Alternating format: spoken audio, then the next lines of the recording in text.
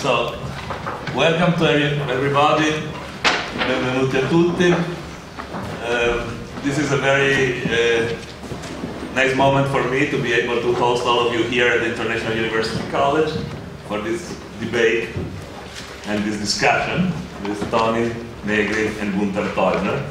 In particular dear to me because it is the topic of the commons, one of the many declinations of this idea of the commons we will discuss today.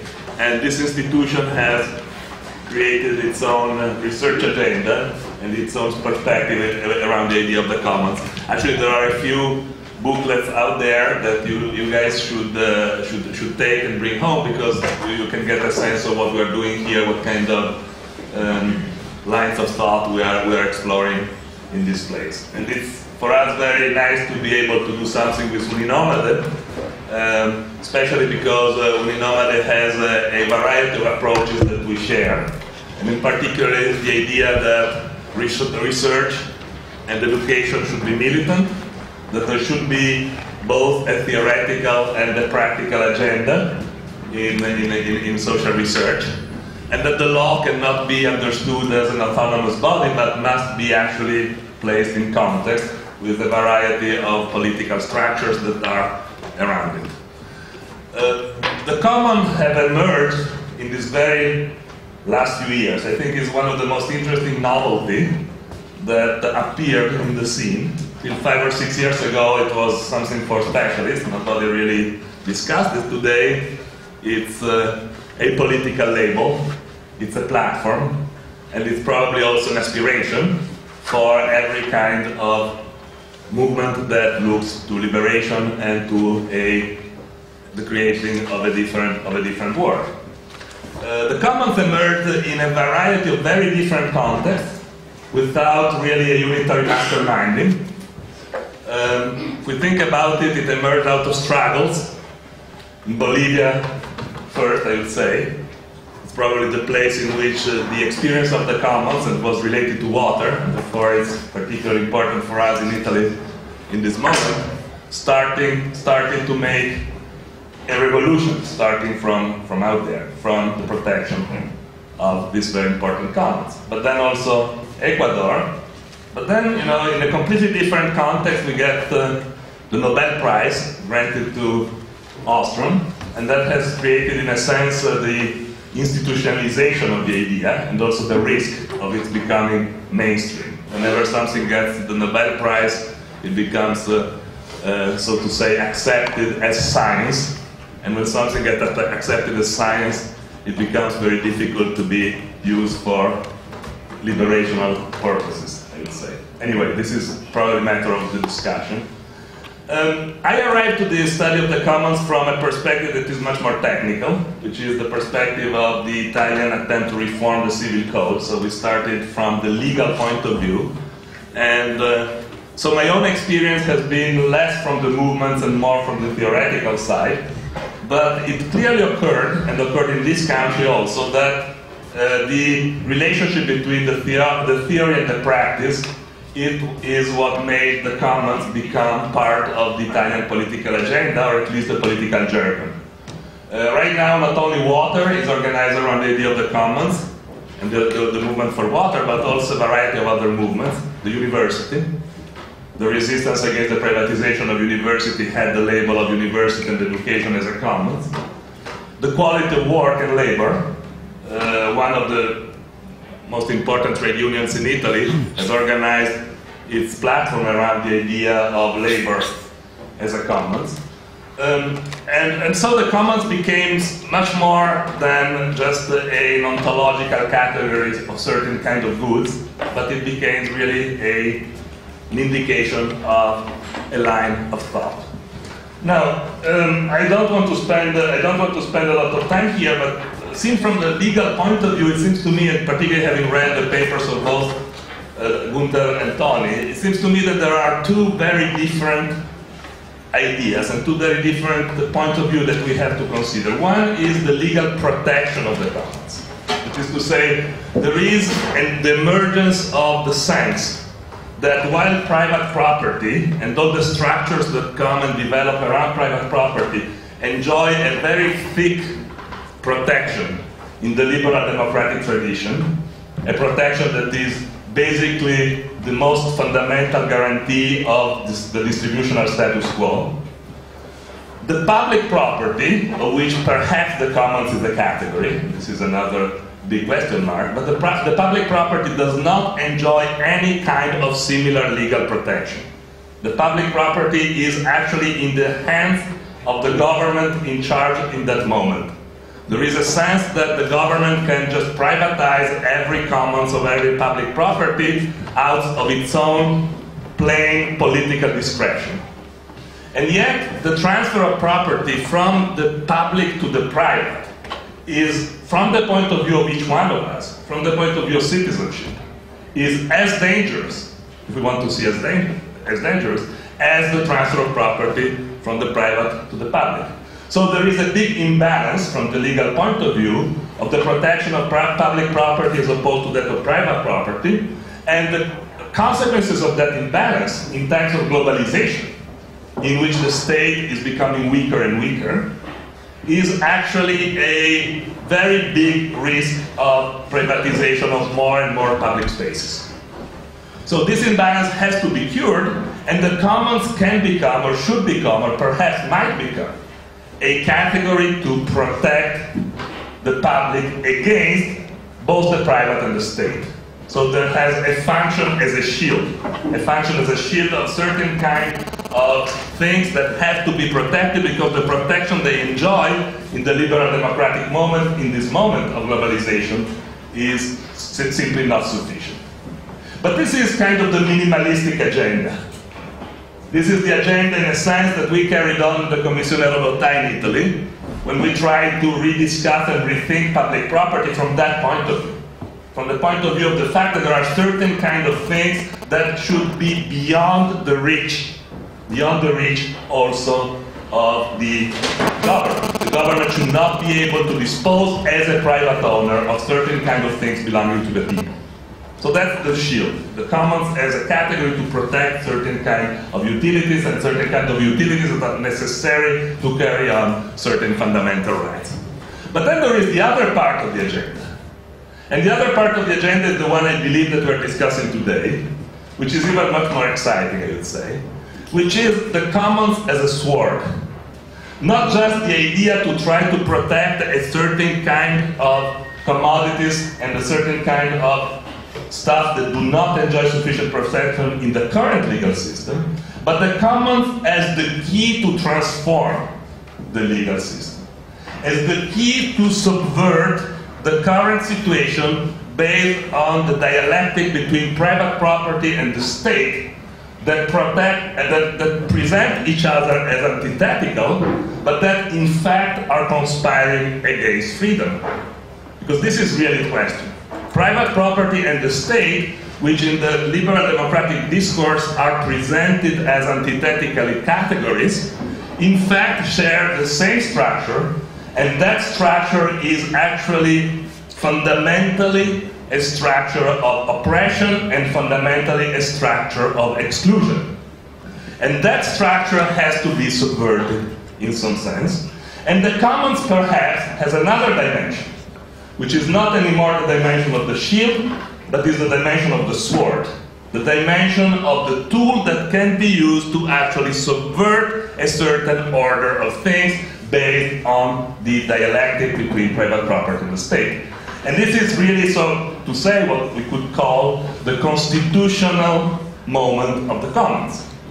Now, is the condition already right for this? Can we really kind of start thinking about how to use the commons to reorganize the furniture of our world, the ontology of the law, in a sense, without having before fully subverted and understood the dynamic of power created by the dialectic between private property and the state? That is a big question mark. It's a matter of timing, perhaps. When is the timing? Is the timing now? Are we kind of be able to determine that agenda? Or as scholars and political activists, are we only, in a way, reflecting certain kind of social forces that do claim certain kind of transformation? So in this scenario of a fundamental transformative moment that we are living, the crisis is the label, but it's really a matter of the where we are now in the idea of development.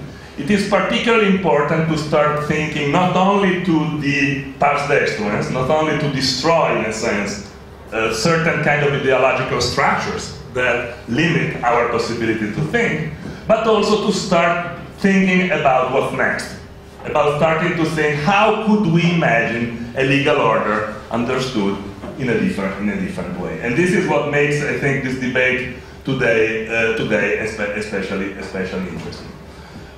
So it seems to me that this would be some of the lines that we're gonna discuss. And the idea of the seminar that we had with Sandro Mezzadro in Bologna a few months ago, while spending a nice evening drinking some wine in an osteria, was exactly to start to get together two different groups of people, two different experiences that are, however, experiences that are connected by a variety of common points. That is the desire of transformation. That is the fact that we do not settle for the status quo.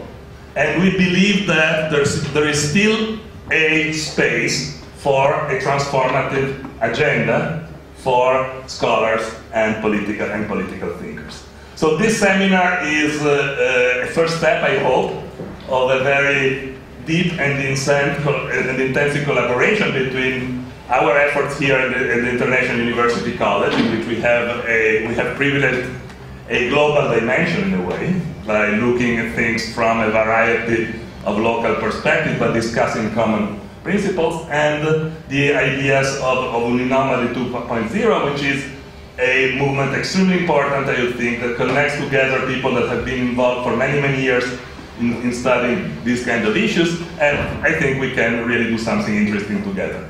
I just want to say to our friends and comrades of UniNomade that the International University College has now its applications open.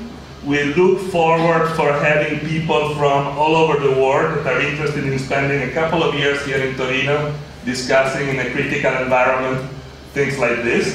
So if you have contacts, colleagues, friends that have students that could be a benefit for us and could benefit from a few years of this approach, we really would like if you kind of encourage them to apply here, and we would certainly consider in the best possible light any kind of suggestion coming from people that are sitting here. So thank you very much. I now give the floor to Sandro to say something more about in the introductory part, and then we will get to the punchline. Thank you.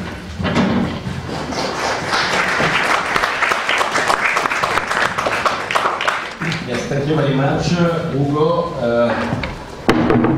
I think you were able to outline the general framework of the discussion we are going to have today. So I will just add a couple of words from the point of view of the UniNomade project, which is a project that in a way is located within a discontinuous continuity with the tradition of so-called Italian workerism. I guess most of you are familiar with this tradition, at least with some of the basic insights that were developed within this tradition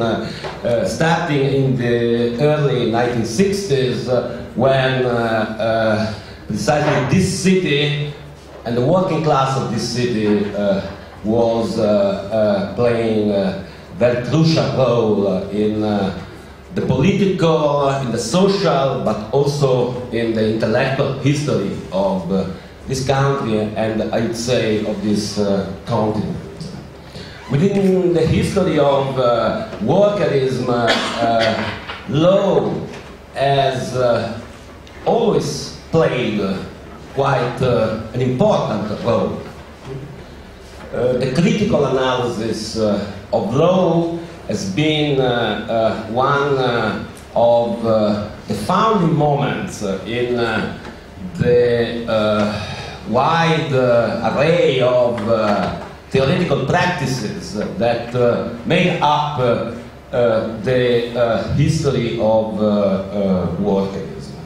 And as we were saying in the invitation letter to this seminar, law has always been analyzed within workerism from a double point of view, a double perspective.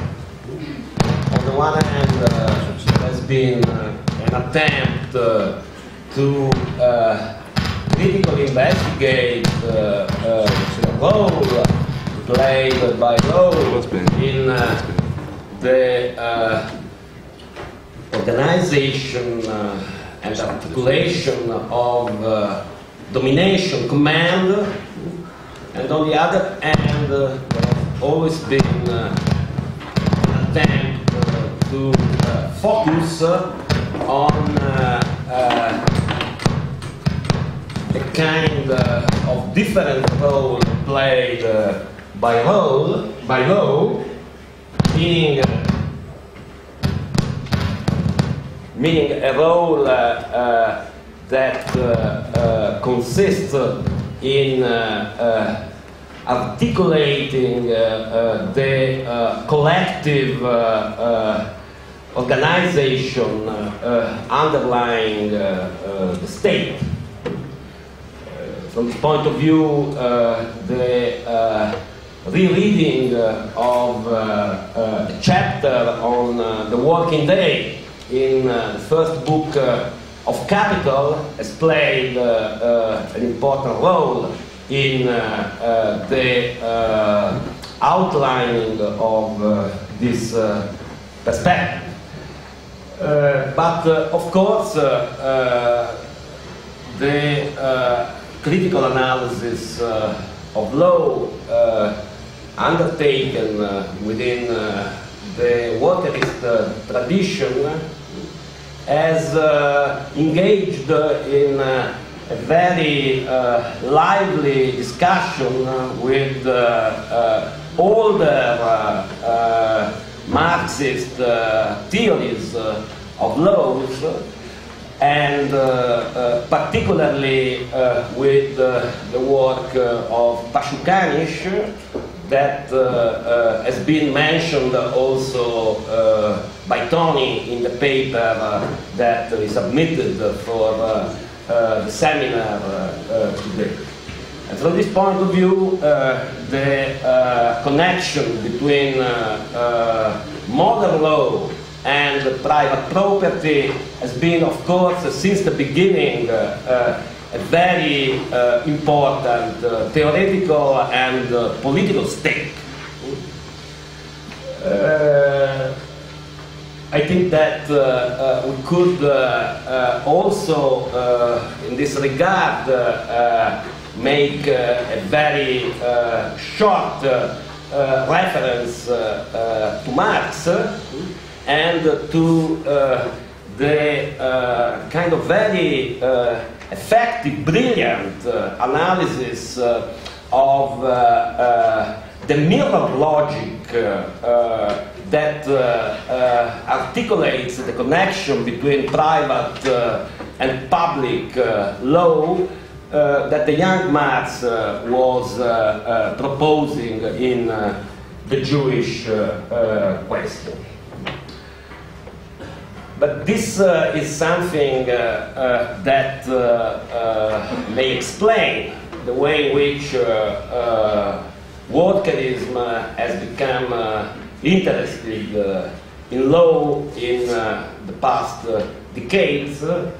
I think it is necessary to add something about the situation we are confronted with nowadays, starting from a deep a radical transformation in contemporary capitalism that we have been analyzing within UniNomade in the last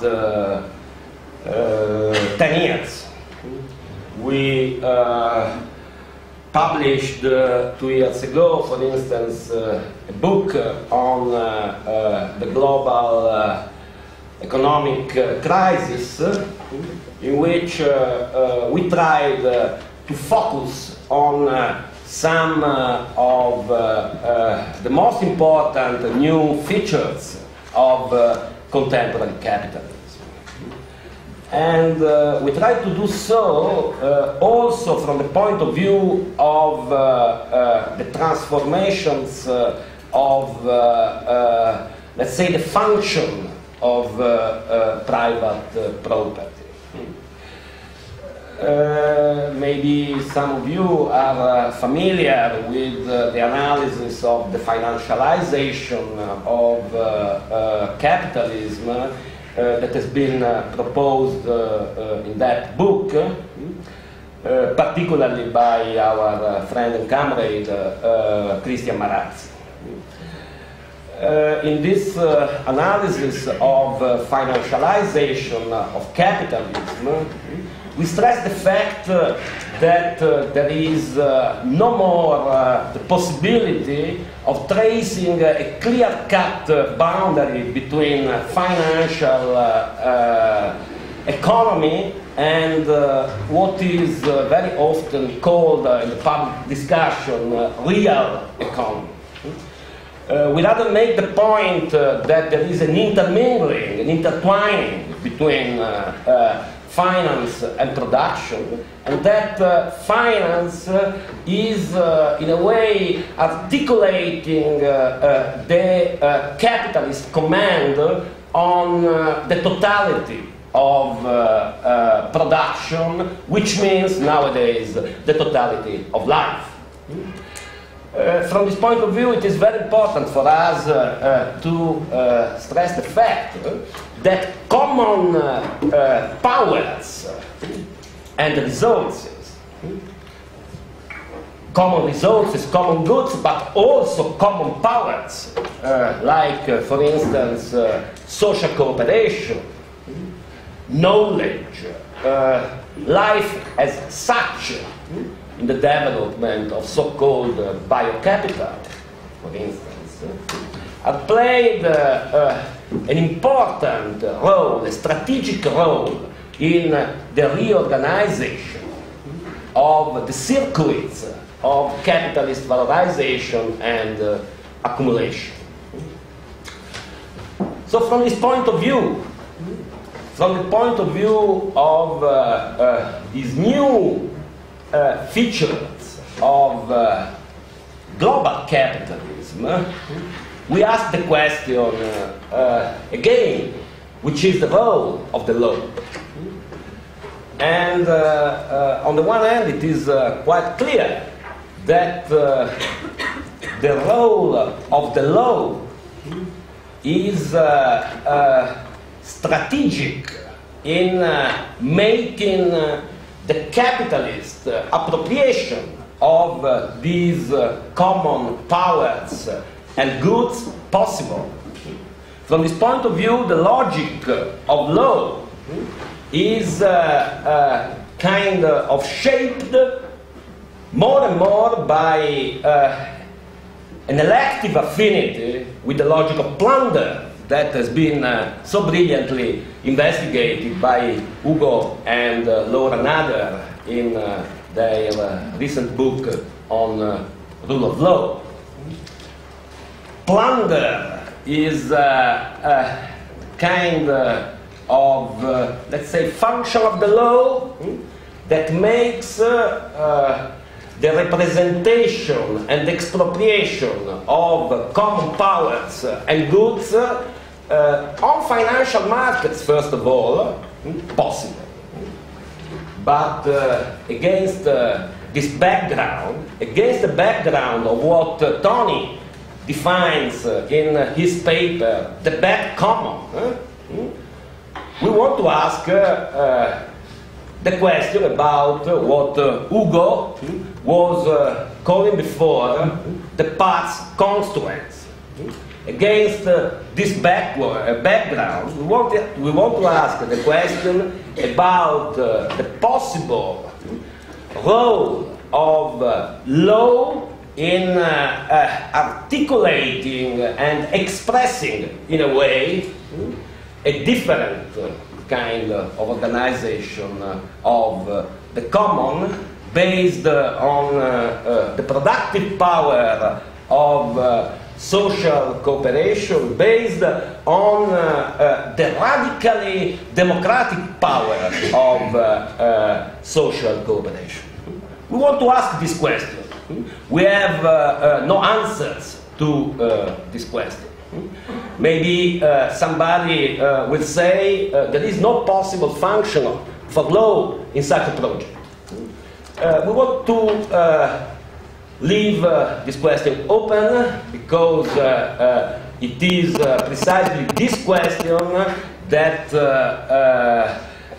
determines the space of collective discussion that we want to inhabit, to start inhabiting this day. I just close by saying that I am really very happy to be here at the International University College, and I also hope, as Hugo does, that this seminar will be only the beginning of a very productive cooperation in the sign of the common interest in the common. Thank you.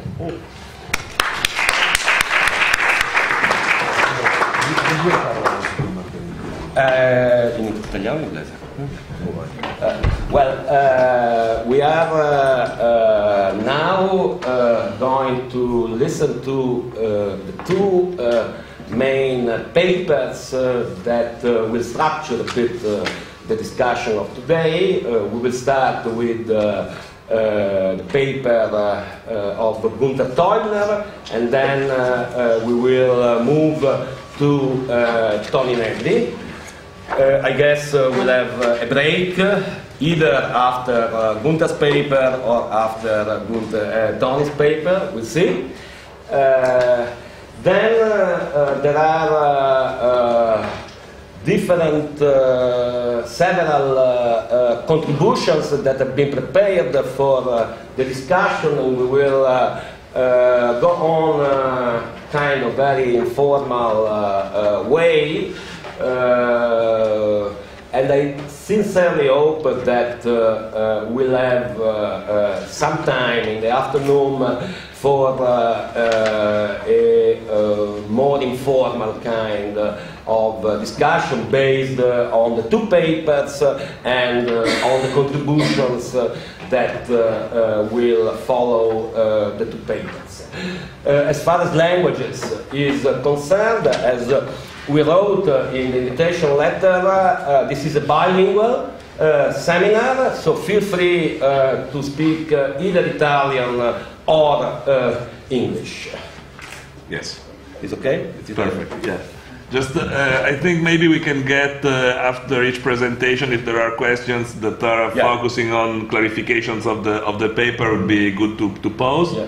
And perhaps the conversation after should be really trying to hit the point of convergence and diversion of the narrative of Gunther and of Tony, to see whether, you know, how they complement each other and what path they indicate. So, Gunther. Of course, I mean, if you... Good morning, everybody. It must have been an inspirational moment when Hugo and Sandro were sitting together and drinking wine, and they had this idea about the project, and especially the inspiration was how to structure this complicated discussion between two complex projects. And I think they came up with these 5 questions, which in my view really hit the critical points of convergences and divergences And I just want to follow those 5 questions, which I think are very precise, and I will try to be as precise in my answer to these 5 questions. So question number 1. What is the future for the public-private divide? Both approaches insist on a fundamental critique and on the deconstruction of the private-public distinction. The problem is, however, how to displace the distinction and how to replace it. Antonio Negri criticizes private property as well as public property insofar as this is understood as the property of the state and replaces the distinction by one concept, the common. I propose to take the opposite direction of a fusion. The public-private divide should be replaced by what I call polycontextuality. Contemporary social discourses and practice can no longer be analyzed by a single binary distinction. The fragmentation of society into a multitude of social worlds of meaning requires a multitude of perspectives of self-description.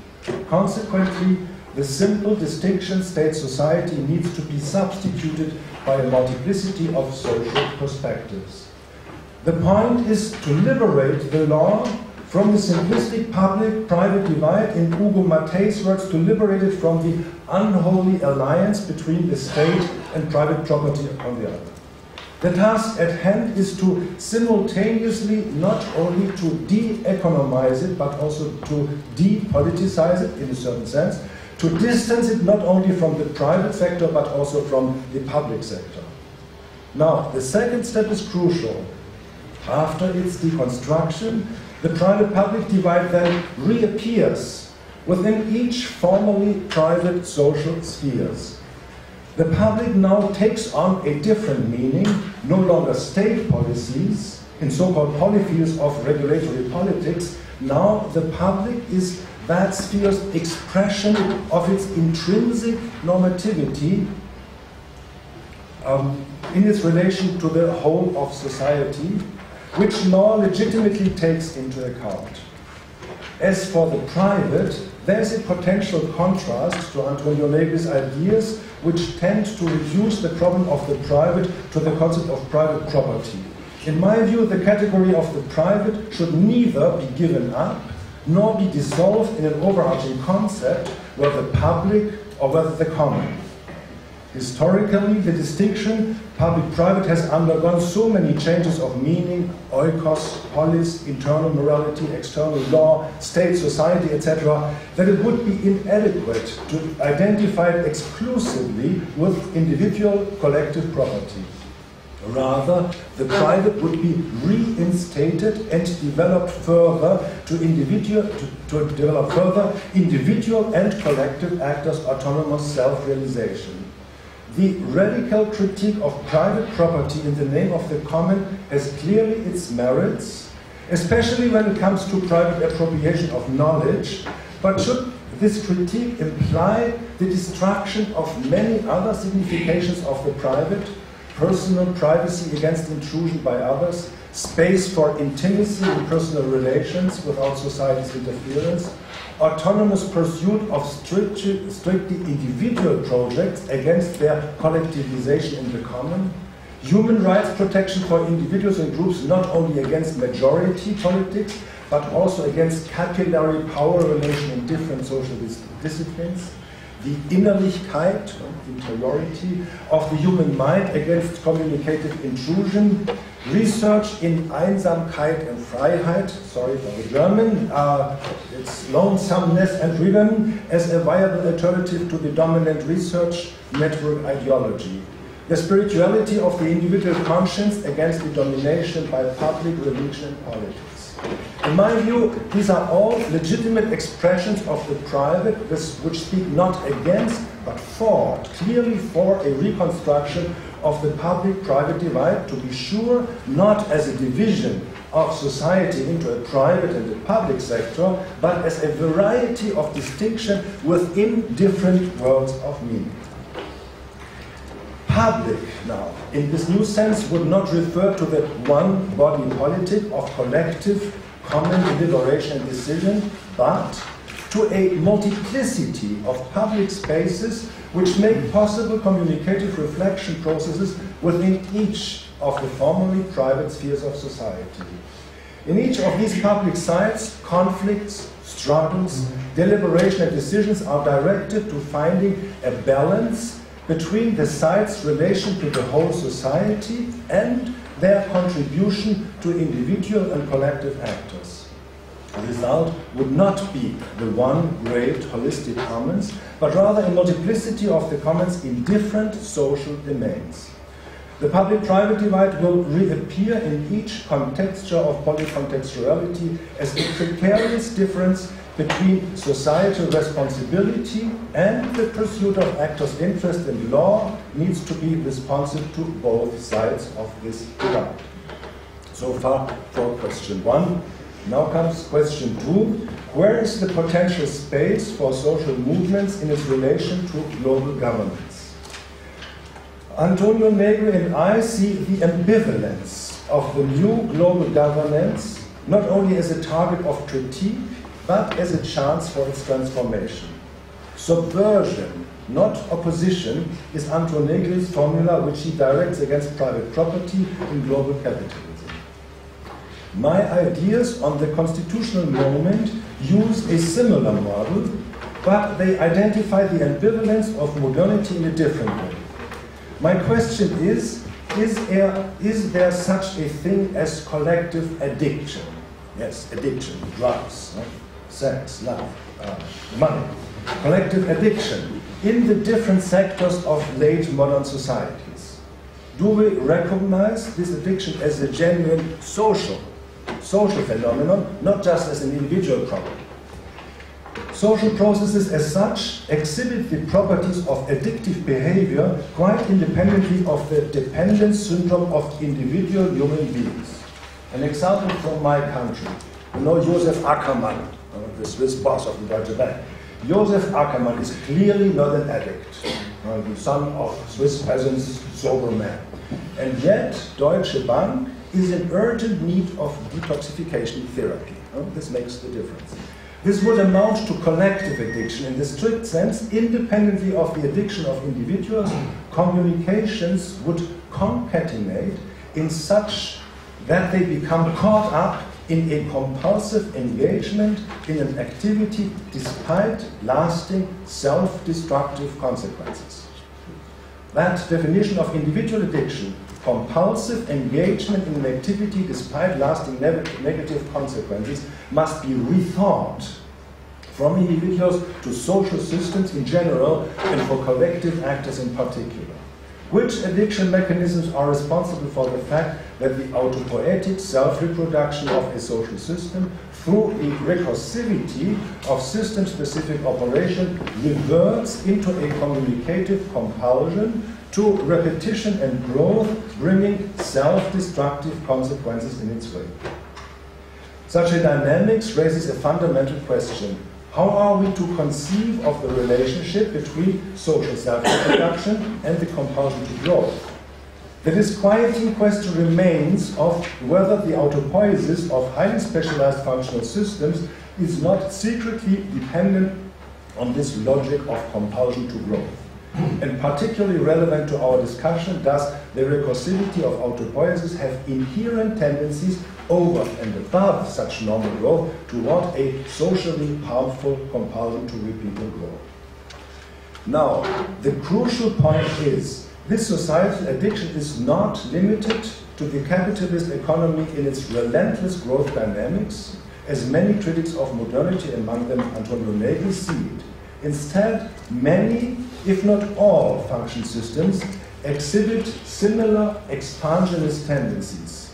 The famous, infamous tendencies toward a comprehensive politicization, economization, juridification, medialization, religious fundamentalization of the world, which indicate compulsive growth dynamics inherent in each sphere of functional differentiation. This transforms the critique of the capitalist economy into the critique of functional differentiation. It is too narrow to criticize profit maximization as the addiction of modernity. It is rationality maximization. Rationality maximization that can be diagnosed in many, if not all, function systems. In all function systems, the moment of excessive expectation, a type of high-risk credit in future communication, lies hidden in the motivation to accept a communication created not only by the media of money, but also by the media of power, by the media of law, of truth and love. The moment can only be cashed in there with permanently higher payments if a reaction in turn on increasing credit expectations so that a necessary increased dynamics, a growth spiral develops. In that case, the pathological growth spiral could no longer be regarded as a phenomenon particular to the money medium of the capitalist economy based on private property, but instead as an inherent characteristic of each function system. Such growth acceleration of the function systems burden themselves, society and the environment with serious consequences of their own differentiation, specialization and high achievement orientation. 3 collision fields can be identified. First, the collision of the growth imperative of one system with the integrity of other social subsystems. Second, collision with a comprehensive rationality, the rationality of the commons, of world society in its ecological context. And third, the collision of growth acceleration of a system with its own self-reproduction. The evolutionary dynamics of these 3 collisions certainly have the potential to blur into social catastrophes. But there's nothing necessary about the collapse, as Karl Marx postulated, and nothing necessary about Max Weber's iron cage of modernity. Niklas Luhmann is more plausible. The occurrence of catastrophe is contingent. It depends on whether growth-inhibiting countervailing structures emerge to prevent the positive feedback catastrophe within the growth dynamic. The experience of near-catastrophe, as opposed to the experience of its contingency as such, may be regarded as the constitutional moment, in which countervailing structures potentially emerge. It is the moment when the collapse is directly imminent. The similarity with individual addiction problems is again obvious. Hit the button. It must be 1 minute before midnight. Only then is there a chance that the understanding will be lucid enough, the will to change strong enough to allow a fundamental change of course. And that applies not only to the economy, where warnings about the next crisis are regularly ignored, but also to politics and science. So here's the message of societal constitutionalism. A global constitutional order faces the task: how can external pressures be exerted on the function system in advanced society of such force that self-limitations of their options for action will take effect in their internal processes. This is subversive as it destroys the excesses of the autonomized rationalities, but it exploits at the same time their productive dynamics. A hybrid constitutionalization is required in the sense that external societal forces, which are not only state instruments of power, but also legal rules, and especially civil society, countervailing powers from other contexts, media, public discussion, spontaneous protest, intellectuals, social movements, NGOs or trade unions, apply such massive pressure on the function system that internal self-limitations are configured and become truly effective. To be more concrete, candidates for a capillary constitutionalization are 3. They would create different spheres of the commons, understood in a wider sense. First one, politicization of the consumer. Instead of being taken as given, individual and collective preferences are open politicized through consumer activism, boycotts, product criticism, eco-labeling, public interest litigation, and other expressions of ecological sustainability.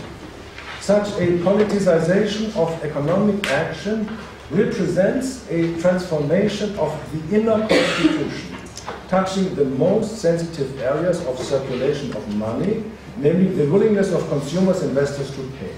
And this becomes a question of constitutional importance, or more precisely a question of horizontal effects of constitutional rights in the economy, how to protect the formation of social preference against their restriction through corporate interests. Second, ecologization of corporate governance. What is meant here is not a new managerial ethics, but rather a transformation of the internal company structure, compelled by external pressures, a transformation which limits the tendency to speculation and compulsions to grow, necessarily associated with the emergence of the modern corporate structure. The traditional forms of worker participation in the firm would have to be reconsidered under conditions of globalization into new forms of social and ecological responsibility of economic production. Third, public control and monetary system would penetrate the arcanum of the global financial constitution as is proposed to combat growth excesses.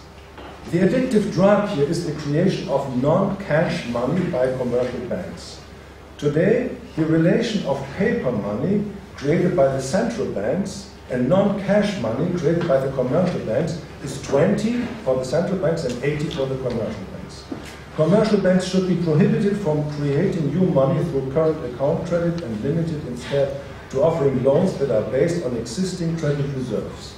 Jefferson demanded as early as 1813, quote, that the right to issue money should be taken from the banks and restored to the people. But who are the people when it comes to money? How can the creation of money be restored to the people? After all that has been said, the answer can only be that money creation belongs in the public sphere, in the sphere of the commons, though not in the domain of the state. The creation of non-cash money should be given back to the people. It should become the sole prerogative of public institutions, which are not state institutions. Questions number 3. Would a new global law be articulated by a different subjectivity? It's the most difficult question in this round. I support Antonio Negri's critique of private property insofar as private property is the major obstacle for forming a collective subject which could articulate a common politics. The difficult question, however, is how to imagine the new contours of such a collective subject. Indeed, the proletariat, the political party as the avant-garde of the working class, not to speak of nation or even race, have turned out to be the grave historical errors in forming the collective subject.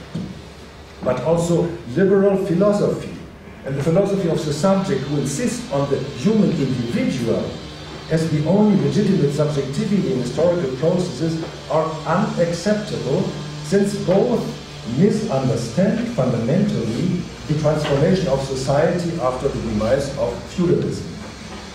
Antonio Negri's multitude, in its relation to the common, challenges this reduction profoundly and revitalizes the collective subject against the dominant methodological individualism. However, I have 2 objections against Antonio Negri's collective subject. Is the multitude in its entirety, as the new collective actor, not still bound to a traditional understanding of the collective, as if a number of separated human beings were united in a new community? In my view, the idea of the collective cannot be revitalized as the antonym of the individual. Collective actors do not consist of individuals in concert. These are historically discredited formulations. A community is created neither in the corporality of real people nor in their consciousness, but only in their communication. Communities are living and pulsating language games. Communities are living and pulsating language games, not mysterious unities of people's consciousness and bodies, which organicist thinkers like Gierke suggested and which return today under the new labels of biopolitics and corporeality. As a consequence, one should strictly follow Antonio Negri's recourse to Wittgenstein language skills and life practice, but also then draw its inevitable consequences so that collective actors can be identified exclusively as chains of communication once they thematize themselves and gain capacity for action and reflection in their own right, as compared to the action and reflection of individual human beings. Collectives are not groups of people, but social communicative processes. No doubt, the material basis of collectives are human minds and bodies, but this should not lead us to holistic mystifications of the collective subject as a new unity of corporeality, consciousness, and communication. So this is the one objection. The other has to do with the omnipotency fantasies of politics. The collective energies of societies cannot be bundled in the one great political process, in Negri's words, in the active and autonomous self-regulation of the multitude in its entirety. Here I feel a second holistic mystification in the rhetorics of the common. The collective potential of society's communication does not exist as a unified political entity in its entirety. It develops its specific forces only as a multiplicity of highly specialized social potentials, energy, and forces. And this multiplicity cannot be reduced to the multiplicity of individual human beings involved. One has to add the multiplicity of discourses, language games, social systems. This discursive multiplicity is the historical achievement of the specialization and autonomization of communicative media. Power, knowledge, money, faith, love. And only there is the place of the new collective subjectivity, where diverse collective subjectivity constitutes themselves within the different worlds of meaning and develop the potential to transcend themselves. Self-transcendence is the point. Jacques Derrida comes very close to these ideas when he showed in his late work how different fragmented spheres of rationality develop in their self-deconstruction their own modes of self-transcendence. Listen to that. The pure gift as against the profit-led economy. The pure gift. Friendship as against professionalized politics. Forgiveness as against secularized morality, and justice as against formalized law. Self-deconstruction, self-transcendence of the discourses. These are the collective subjects which produces excesses of self-transcendence and reactivate utopian energies in their secularized discourses. The self-identification of such collective subjectivities aims at the reflection of their social identity and their self-transformation. So, it is the duplication, and this is important, it is the duplication of subjectivity. The individual human being and the collective actors understood as communicative chains that will not and cannot be fused into a new entity. This duplication gets lost too easy in holistic concepts of the common, which are based on the critique of the utility maximizing individual. Levinas and Derrida teach us different things about the singularity of the other individual, which go well beyond the utility maximizers. So this duplication, individual, collective, and you need the two poles, creates two different, parallel, autonomous, but interdependent contexts of autonomy, reflection, and responsibility. I would suggest to identify the commonwealth, which Antonio Negri speaks, the commonwealth, not exclusively in the collective dimension, but in this duality of individual and social reflection, as well as in the multiplicity of communicative centers of reflection. Modern society has no apex and no center, and the common should never attempt to take its place. Such a multiplicity of public spaces would be my countervision to the holistic commonwealth of the multitude in its entirety. So far for the collective subject, the mysterious unity. Question number 4. How could institutional imagination develop? Again, we have a common starting point.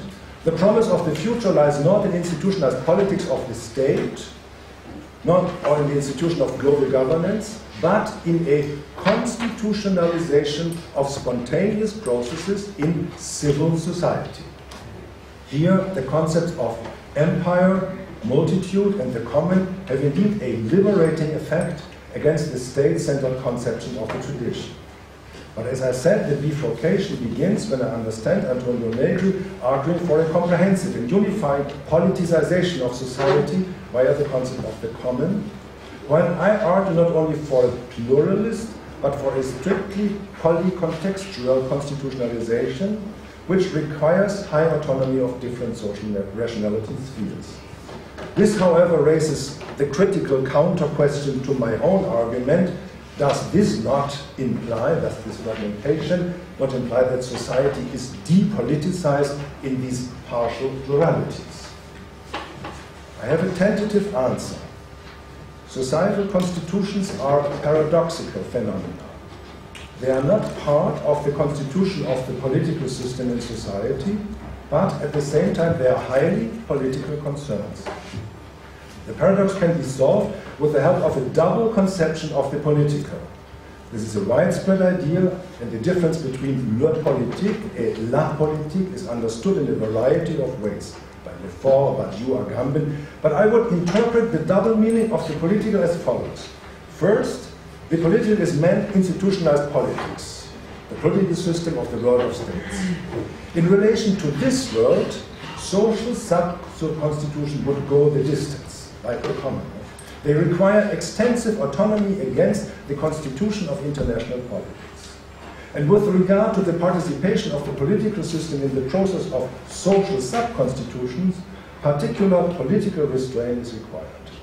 Second, the concept indicates the political within society, outside institutionalized politics. It indicates, in other words, the politicization of the economy itself and other social spheres, the politics of reflection on the social identity of the social system involved.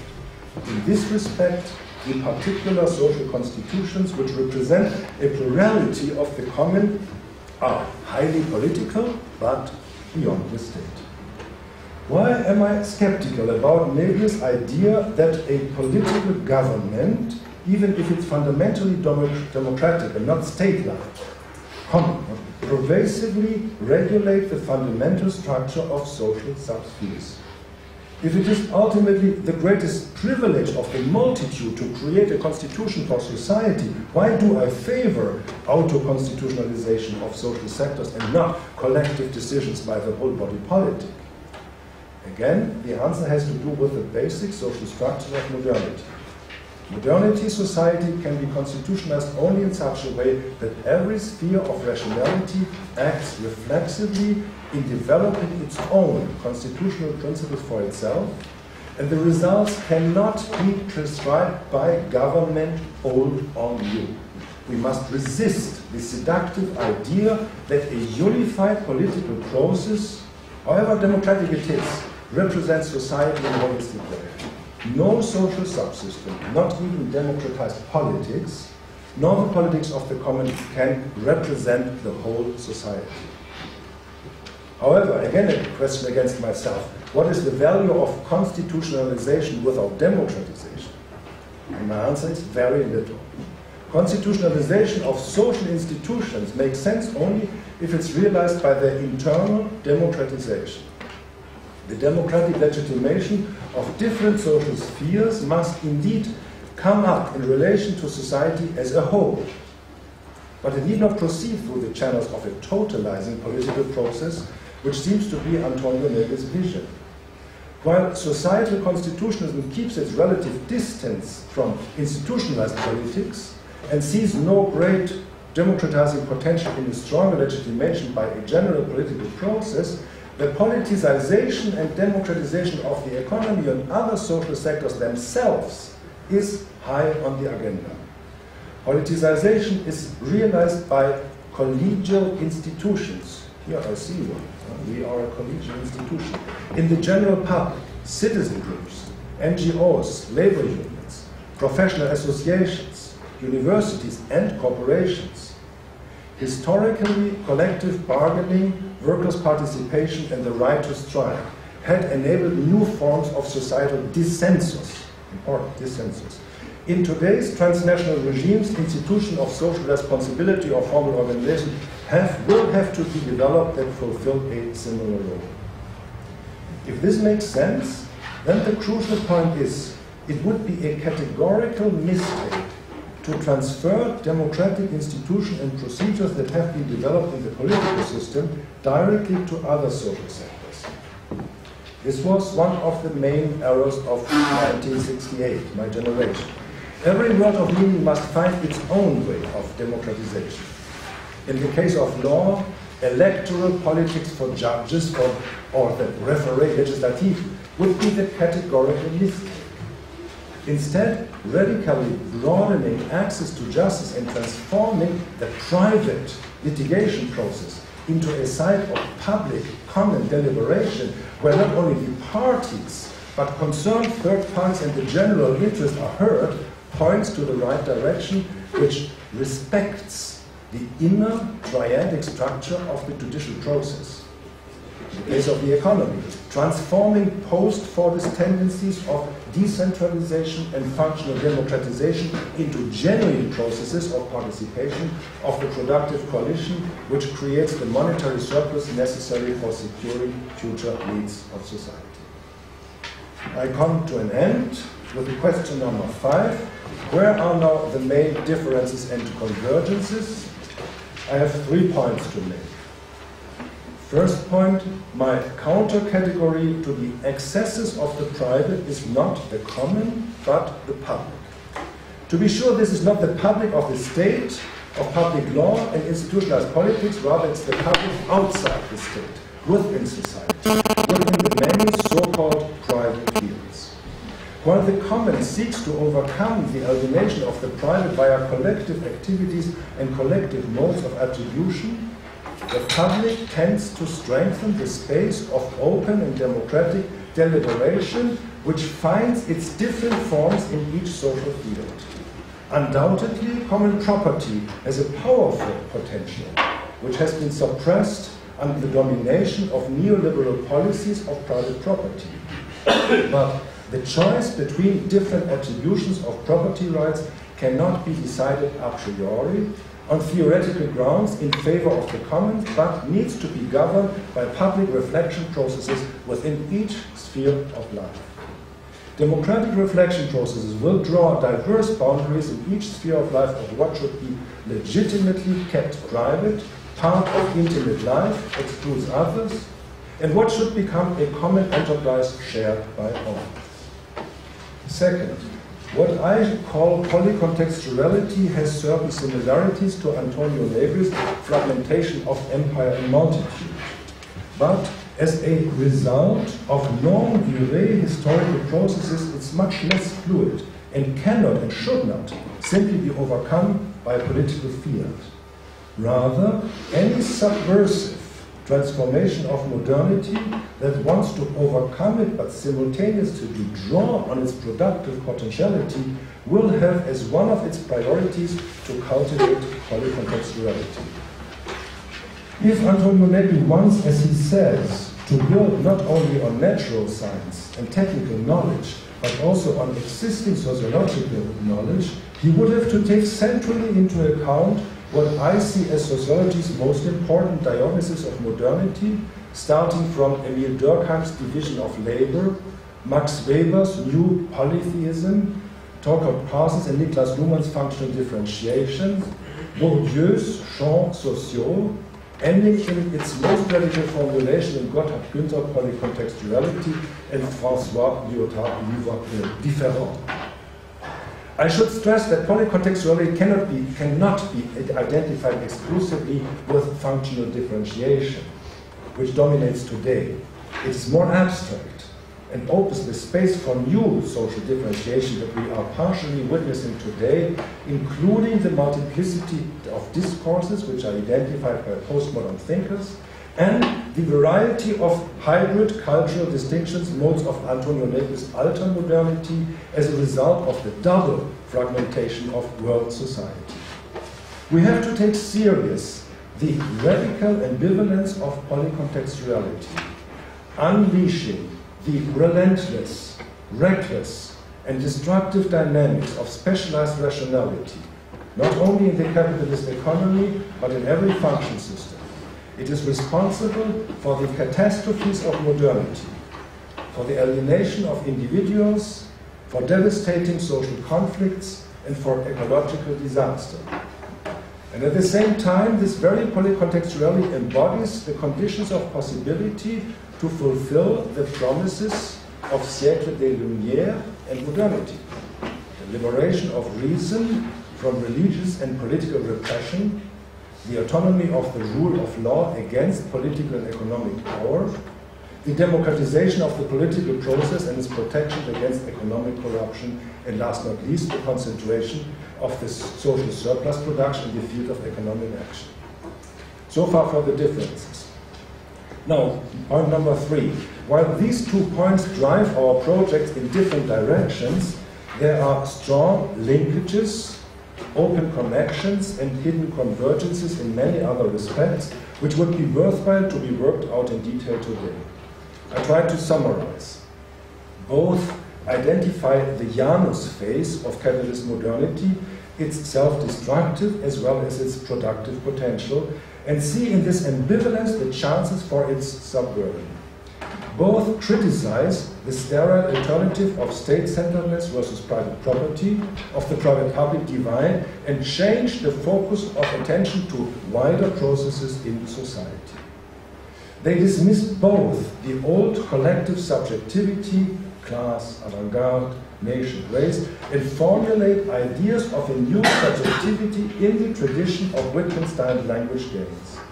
In their critique of the excesses of private property and its underlying growth compulsion, both argue for a thoroughgoing politicization of all so-called private sectors of society.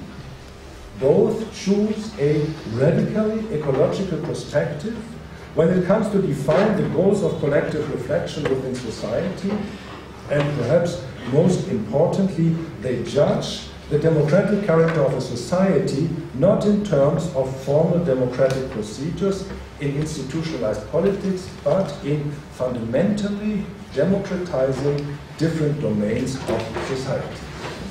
So these were my answers to the 5 questions.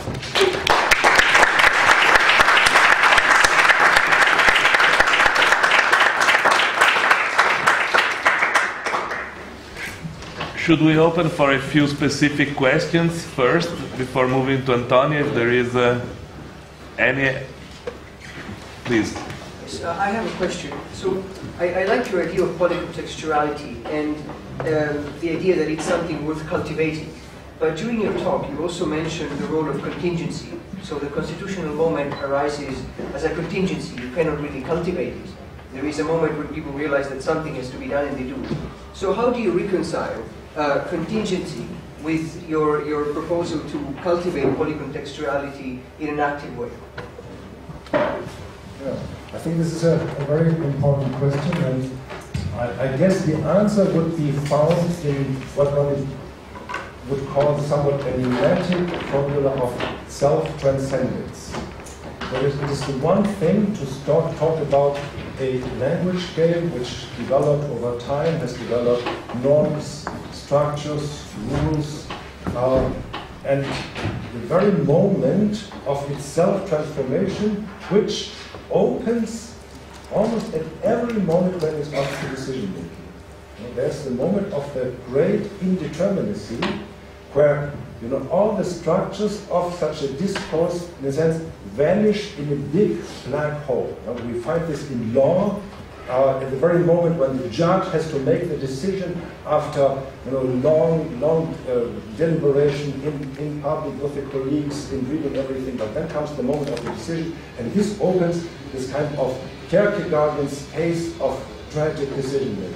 And here's the point where the cultivation of the discourse and the structure goes together with the space of openness, darkness, infinity, and where the moment of self-transformation comes in. So I think it's important to see these two things where a closed, structured discourse opens for new possibilities. And this is the very moment where I'm concentrating upon what I could call the constitutional moment. Sandro? Yes, I leave, of course, comments and more relevant theoretical questions for the afternoon. I just have now two very specific questions. The first one has to do with what you call in your paper this double conception of the political. My question is it a double conception of the political or just kind of rewriting the distinction between politics and the political? Well, in my view, it is the following. The one concept of the political has to do closely with... sorry. In my view, the distinction is the following. The more narrow conception of the political would have to do with the organization of power processes as we know from institutionalized politics. Also parliamentary procedure, voting, lobbying, and all that. So here we have the classical tradition of politics, which means building up consensus, power for making collective decisions. On the other side, we have the phenomenon that fundamental social problems have to be resolved and are resolved in other spheres than just this political institutional space.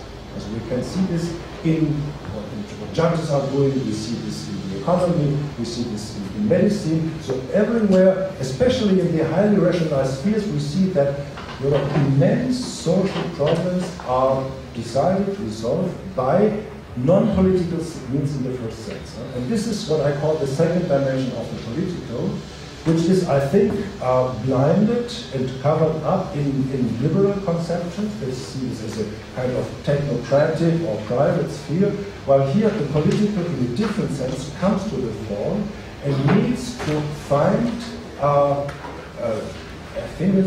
selected affinities in institutionalized forms of political decision-making within these spheres. So I think it would be nonsense to try to further the political sphere of the first time in order to cover the sphere. Rather, it is a matter of furthering the internal politicization and democratization of different social spheres. The second question, excuse me. Microphone. The second question has to do with your use of concept society as a whole, the whole society.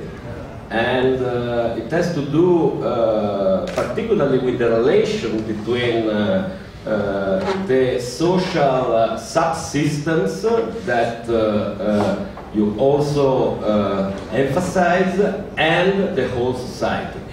I am perfectly aware that this has to do with your reinterpretation of systemic system theory, but I would like you now to give an answer to quite a simple question. Is the whole society to be understood as the sum of all the subsystems? I'm asking this because sometimes I have the impression it is something else. It is a kind of transcendental structure that, in a way, articulates the movement of societal differentiation. I have the impression that for you it is something. I'm sorry if I created this impression, but I'm talking here strictly about immanence of society understood as not as the sum of the social systems, because there is also communications outside those functional systems. Right? When we talk on the street, right, and so on. So a lot of communication takes place outside of the system. So, but society is nothing but the sum of all communication that happen in the world, as it is everything else. So there's nothing. There's not the element of transcendence. when I talk about transcendence, I mean, sorry, you know, how can we present such a complex concept in such a short time? So, what is meant is overcoming the inner boundaries of function systems in the reflection of what the whole society is about. Again, understood as an inward thing, right? And this would mean self-transcendence of the narrow line of each function system. The lawyers talk about the norms, the economy, they talk about personal, in the, shall we say, in the interest of the whole, of the company. Exactly this. But the point is the kind of decentered reflection structure. There is no authority, there is no discourse, there is no instance, there is no place where the common as such can be discussed today. Right? The point is, it can only happen via decentralized reflection structure from each perspective. May I take an example from the history of German idealism? The idea of the autonomous subject was not the idea that you just learn self-realization or self-interest. It was the idea of autonomy plus obligations, right? Autonomy plus, or even autonomy for the obligations. So the autonomous individual had to create, to adapt the whole world into his soul, heart, and mind, to represent it there, and then make decisions in responsibility toward now either God or society, the others, and him or herself. Right? And this very structure of internal reflection in the responsibility toward the whole and to the other, this is the model which I repeat, and other people do as well, for those social discourses. When I call them collective subjects. This is the very same structure, this reflection structure which you find in the idealistic construction of consciousness, and you find in the construction of a collective subject. So, in this sense, transcendence will not mean an influence from the outside, be it God or some other authority. Rather, it would be an internal potential within such a collective subject to overcome the own boundaries and act within the same own perspective in the interest of the common. Well, this is how I mean how I understand the whole thing. Clara? I was wondering if you could spend a few words in pointing out the key differences between Negri's idea of commons and your idea of public as reconceptualized in your polycontextual context, and because I think it is a key point of contrast, but if it's not explained very clearly, it could be only a terminological matter, so thank you. Well, I do not want to just repeat what I said, but perhaps I can formulate it in this way. I see a romantic desire for unity. I don't know, please excuse me, right? I don't get personal now. A romantic desire for unity in Antonio Leite's writing in two respects. And what I'm missing is the other pole in both respects. So the pole of dissensus, plurality, polycontextuality. So what I feel in the first dimension, which is the dimension which I call the different social rationalities, that in a romantic spirit, Antonio Negri is deploring the loss of unity, the golden age or the golden future, and strives toward a new unity of the common, where the multitude in its entirety makes collective decision on the public good. And what gets lost in this dimension is dissensus, plurality, and the point is, of course, this is not intentional, but the intention is that once this commons is democratically organized, it will take care of plurality, it will take care of minorities, of human rights and all that. But here's the problem, because it's the logic of the power of the commons, which I think he is underestimating in its very dangers. So here I see this totalizing tendency in his concept where I have a certain fear. And the second romantic desire for unity lies in this other dimension, namely in the dimension of when he brings together Foucault and Wittgenstein, if you want, right? So the corporeality, the biopolitics, the insistence of the reality of the body, together then with language games and content. And I think what he, although he points very clearly that we have to work with, if we talk about the collective subject with Wittgenstein, he then moves to a kind of unity, which excuse me to say this, which reminds me so much of what Gierke is writing, of this bodily, spiritual unity of kind of mystical collective. And here again, I have my problems and my doubts, and I would stick to a much more, let us say, sober concept of the collective subject as a chain of ruptures, as he said, of communication, which is contrasted to the subjectivity of individual. Adi. Okay. This question is related with your first question about the public and the private division. And you said that the first step to understand this division is first to find solution to this problem is first liberate the law.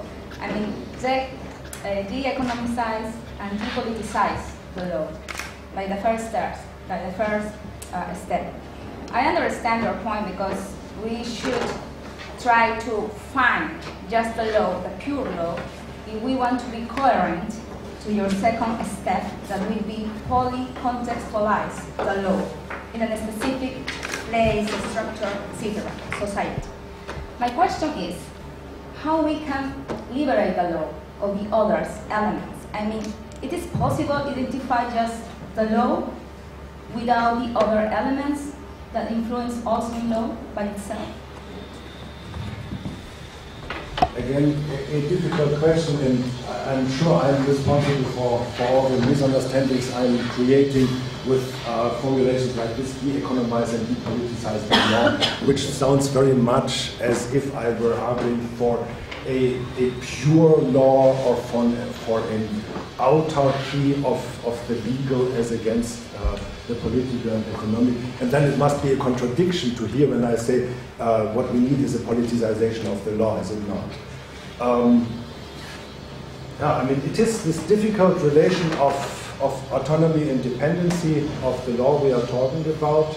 And what I'm stressing with this de-economizing and depoliticizing the law is the following. That we were speaking about these different rationalities, and that the political rationality and economic rationality are each of them creating a totalizing worldview of their own. Right? Cost benefit structure, you can identify the whole world in a sense. Or in politics, you can see the whole world as a sum of power structures. And the point is that these worldviews are imposed, superimposed on the law, or that the law is taking them on board and working with them. So economic analysis of law is a wonderful example of this, how this totally changed the inner worldview of the law into and made it dependent upon economic worldviews of the law. And similarly, policy analysis has a similar tendency to, once it is incorporated into a law, to see then the law as only a kind of policy-making machine. And this is what I'm arguing against.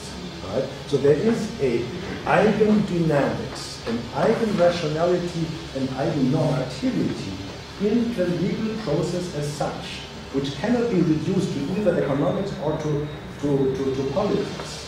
Let's think about the core of it, which is litigation. And the triadic structure between, when a social conflict that cannot be resolved is translated into this triadic structure of one person who says, I have been violent, and the other says, no, not, and then comes the judge as the third person. This has a kind of inner dynamics which creates not only a rationality in the dogmatics and its artificial language of its own, but also a normativity of its own. And when people speak about the loss of normativity of law, I'm not so sure if this is right.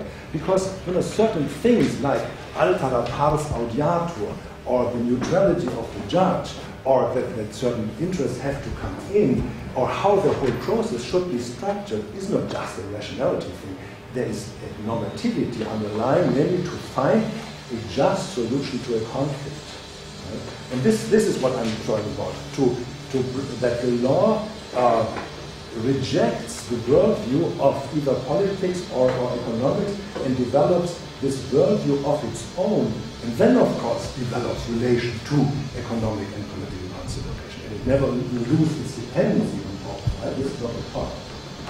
So as a first approximation of what we are talking about.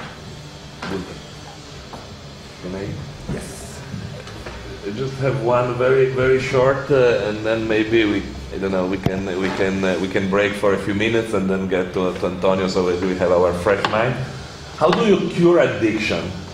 Because I mean, if we follow the metaphor, usually addicted people cannot be cured unless they want to be cured. Yeah. And or can be cured by an imposition of very strong violence on them. Whoops. Right. So I was wondering, in social processes, how are you going to handle that? Is the second one the revolution? The violent one. Hey, listen, I have an answer. Sir, is the second one, the imposition of violence, the revolution, and the first one is the kind of self-transformation that I'm talking about? Maybe. So, yeah, I mean, you're posing the right question. I mean, is there a cure to addiction? Probably not, huh? But we have this experience of, individual addiction with hitting the bottom, huh? Which I find quite encouraging. Huh? That in the moment, the short moment before the catastrophes, energies are unleashed within a person that make the improbable probable or possible. Huh? So I think this kind of dramatic moment, Hölderlin has this word, huh, that in the catastrophe that das Rettende auch is coming. So I think this is where I put my, how shall I say, my hope in, right? If we apply this to the body politic of society, that before the moment of the catastrophe, conflictual energies are activated that then lead to fundamental changes. Huh? So this has to do with this moment of transcendence. But then, of course, there is a pathological element in my cure, in my Darwinism cure. I have to admit that, can one have a reasonable relation to drugs, alcohol, medicine? So is there a way of, dealing with their healing power? So I'm an old man, so I should have 1 or 2 glasses of red wine, right? But what about the 3rd and 4th one? Right? So there is this pathological character in our society, which even will not go away after the constitutional moment. And perhaps there's again a difference. Because I see the common kind of salvation, moment of salvation, I would rather think we continue the pathological state of our society, but find ways and means to deal with the drugs. Huh? So there is it a Sisyphus element in the whole thing, which makes the whole picture perhaps more Weberian. Saki, there is one last question. So my question is, doesn't polycontextuality have within it its own expansionist logic? And perhaps Negri's conception of the commons as a romantic unity, perhaps this is actually the required internal process to polycontextuality. Doesn't it require something like this sort of unity to challenge it? Otherwise, it has its own expansionist dangers. Yes, this is an interesting meta question. And I'm sure the 2 poles have to be present, no doubt about this. The kind of fragmenting energies driving in different types of direction, and then the integrating energies. So my point would be that the integrating energies, which I find exaggerated in Tony's account, have to come from the inside of each of these rationalities, because in a sense they are in the best position to judge their internal potential with making it compatible with the common good, which cannot be done by the outside or by a kind of good-willing, good-meaning political process. So here I think there has to be this balance between the two, no doubt, but I would stress the kind of decentered process as against the common reflection about the common good. Very last, before curing addiction of cigarettes, Katja. Our part of auditory also would like to share the discussion, and my question is following. I would like to come back to the very beginning of your speech, to the question of discussion, private and public law versus your idea of polycontextuality.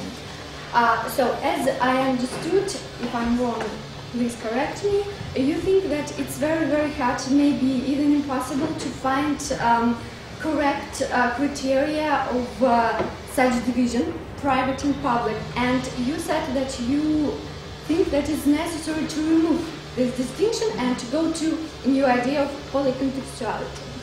At the same time, division, private and public, it's not very theoretical, but rather very practical question, because you know that labeling of such institute like private or public can answer a lot of questions. For example, what kind of principles we can be applied to solve some problems, to regulate relationship, or to understand the boundaries of state intervention.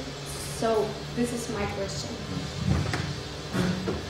I think there are no predetermined criteria for distinguishing the public and the private now understood within the different spheres of rationality. Rather, this is a political question in my second sense, right? So it's a political, public, if you want, common process of deliberation, which includes, of course, theoretical consideration and results from empirical science and experiences with given institutional arrangements to make this distinction between what should remain in the public area, differently understood, or in the private. Okay, so let's break for 15 minutes and get back here in 15 minutes sharp. Okay, thank you.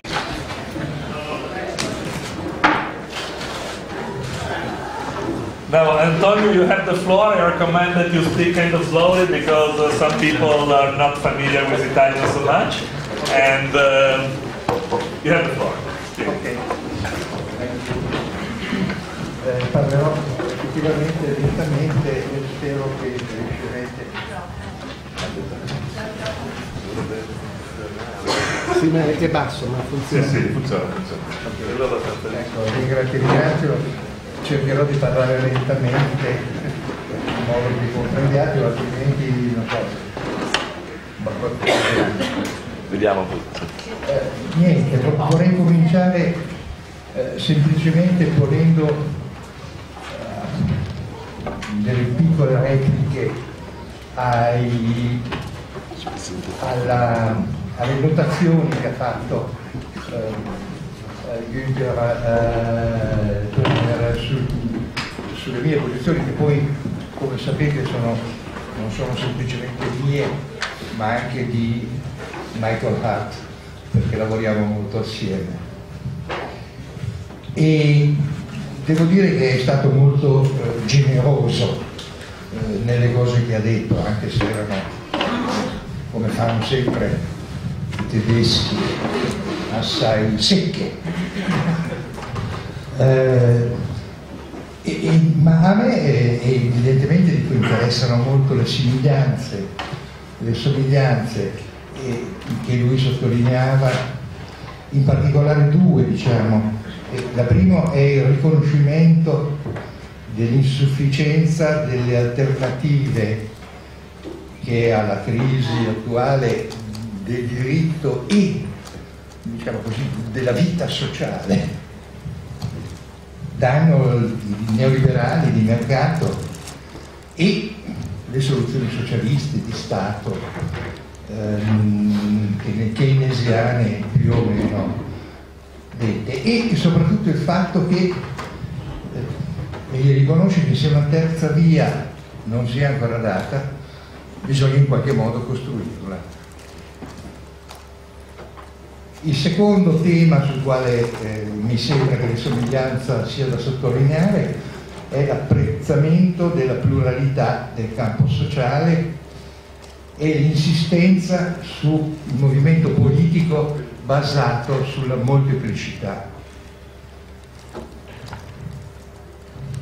Le critiche invece mi sembra che ne vadano sottolineate essenzialmente due, a parte il mio romanticismo e gli ammennicoli, diciamo così, che ne conseguono, ai quali, poi dico, casomai chiariamo su questo. Ma la prima critica di Teubner mi sembra importante, quando arriva alla fine del suo discorso, è che io sosterrei una soluzione politica olistica, unificata e totalizzante, che tradisce o tradirebbe il nostro iniziale affidamento alla molteplicità. Ma su questo non so rispondere, se non appunto con quello che dirò più avanti, insistendo sul fatto che io aderisco fino in fondo all'insistenza di Teubner sulla molteplicità, su quella terribile parola della multicontestualità dei livelli e degli incontri. E su questo punto io penso che l'unica contestazione che si possa fare è il fatto che all'interno di questa insistenza sulla contestualità non è romanticismo pensare di poter fare società. La contestualità,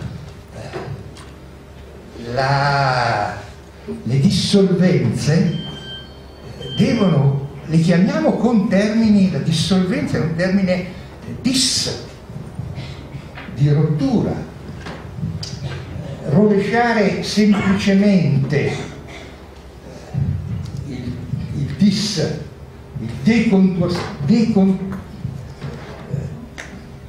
decostruire semplicemente è, secondo me, una cosa di un'importanza enorme, ma tuttavia, questo sì è romanticismo, sottende il desiderio di ricostruzione, o meglio, la necessità logica di ricostruzione. Lo stesso gioco linguistico si articola sull'unità di visione. L'unità prima e la divisione poi, ma ripetendosi. In molti contesti sono la ripetizione. Certo è che ci sono dei momenti in cui la differenza vince e la rottura può diventare catastrofica. E quindi io credo che su questi termini si tratti di andare cauti, perché è solo nella pratica che si risolvono. Invece la cosa sulla quale temo che ci sia una differenza anche polemica, è la discussione dei concetti di privato e di pubblico. Io sono d'accordo in prima battuta con l'uso che Teubner fa del termine pubblico, quando desidera strapparlo allo Stato, usa il concetto per molte determinazioni che noi chiamiamo comune. lui li chiama pubblico, benissimo. Molto più complicata invece diventa la questione quando egli vuole recuperare, sia pure all'interno di una Aufhebung, di un superamento, il privato. Perché di passaggio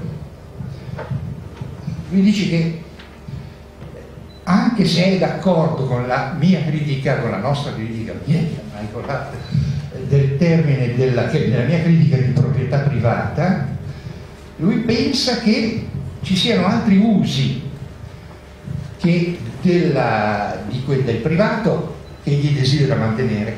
Ora, io sono molto sensibile a questa obiezione perché penso in effetti che la tematica degli usi, delle consuetudini, delle continuità, che finora non abbiamo ancora affrontato, sia fondamentale proprio nella costruzione del concetto del comune.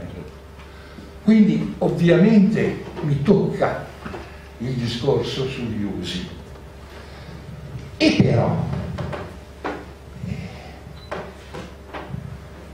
noi non abbiamo mai affermato che le garanzie che Teubner esige per il mantenimento del privato debbano essere gettate via, devono essere escluse dal contesto della nostra considerazione. Al contrario, noi vorremmo piuttosto caratterizzarle usando la nozione di privatezza, questi usi, con i concetti di autonomia e di libertà, di espressione, che sono concetti assai differenti, perché si fondano non sulla separazione, sulla protezione, sulla semplice garanzia, ma piuttosto sulla potenza e appunto la capacità di espressione. Paolo. E questa è la cosa che ci interessa perché diventa un elemento costitutivo del concetto di comune. Perché il concetto di comune non può essere né aggregativo né additivo, ma deve invece costruirsi sugli usi e sugli atti come elemento costitutivo. Infine, la cosa più importante che ci sembra è che Teubner sottovaluti l'intensità della critica alla proprietà privata, o piuttosto non sviluppi interamente l'immaginazione, come la chiamava lui, su quelle che sono le conseguenze dell'abolizione della proprietà privata.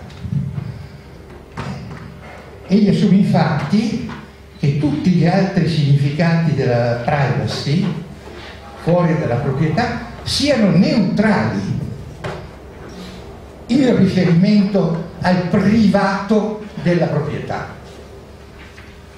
mentre noi riteniamo che siano strettamente implicati in essa. Qui appunto la divisione diventa impossibile.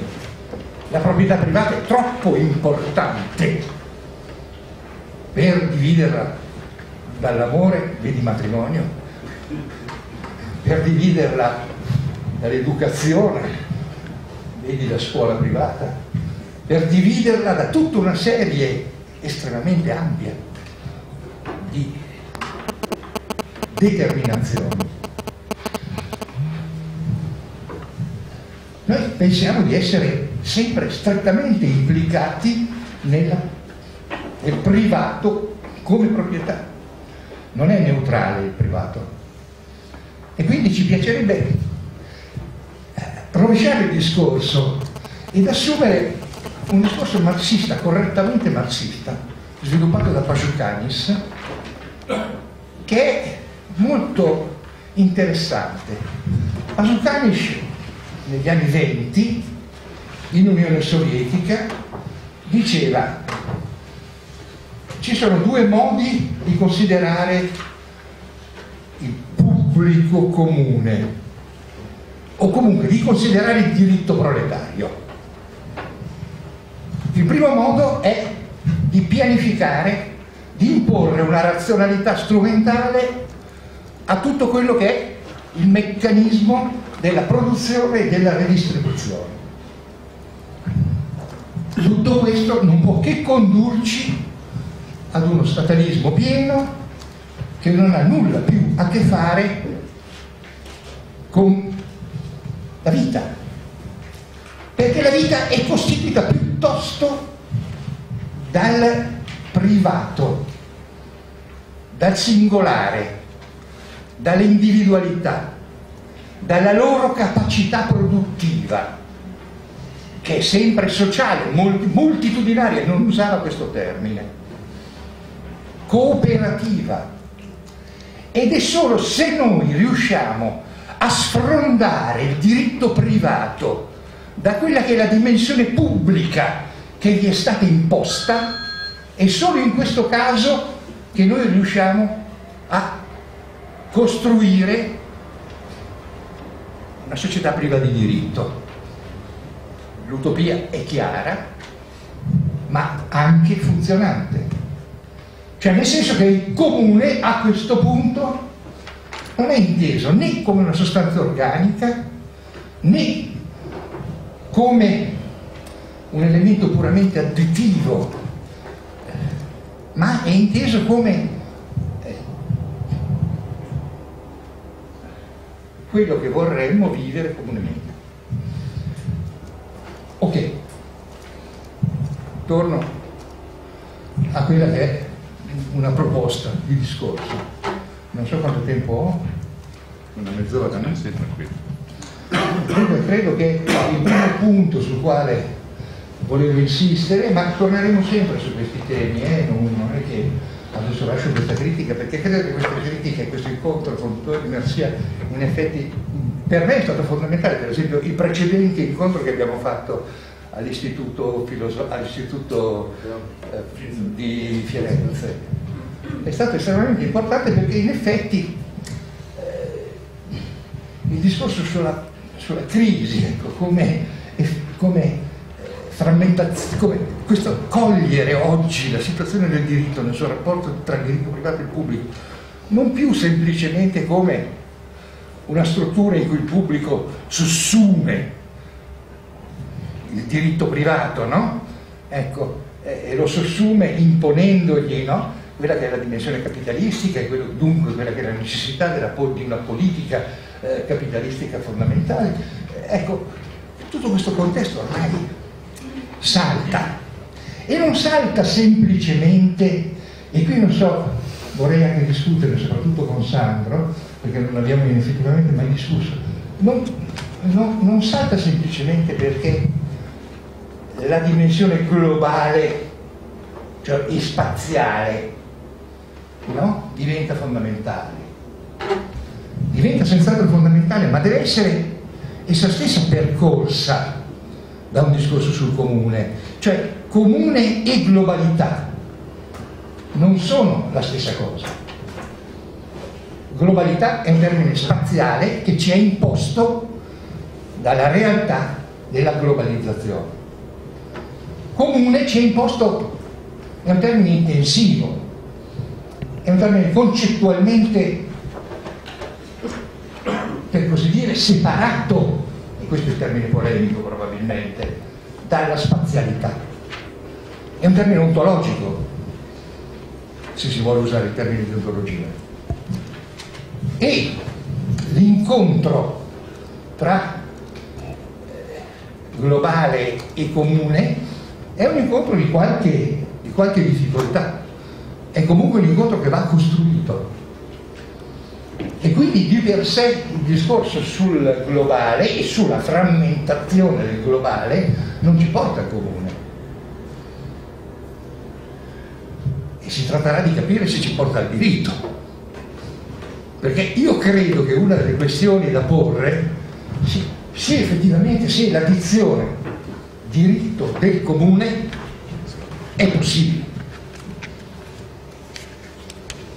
e se in realtà il diritto non sia condannato alla distinzione tra privato e pubblico. Quindi Da questo punto di vista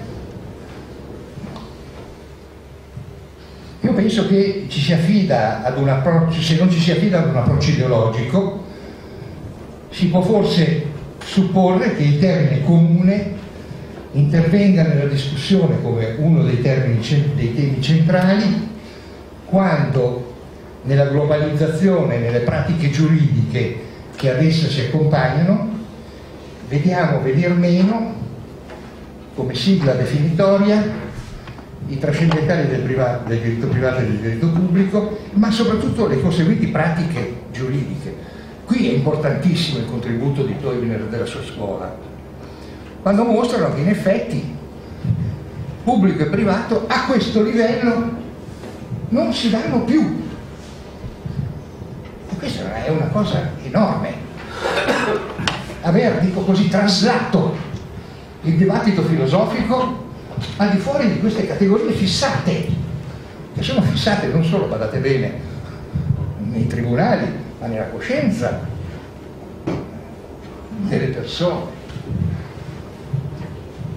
Ora, è chiaro che quando noi poniamo i problemi in questi termini dovremmo però anche cercare, e qui cerco di dire delle cose che tutti voi sapete un po', come la storia, no?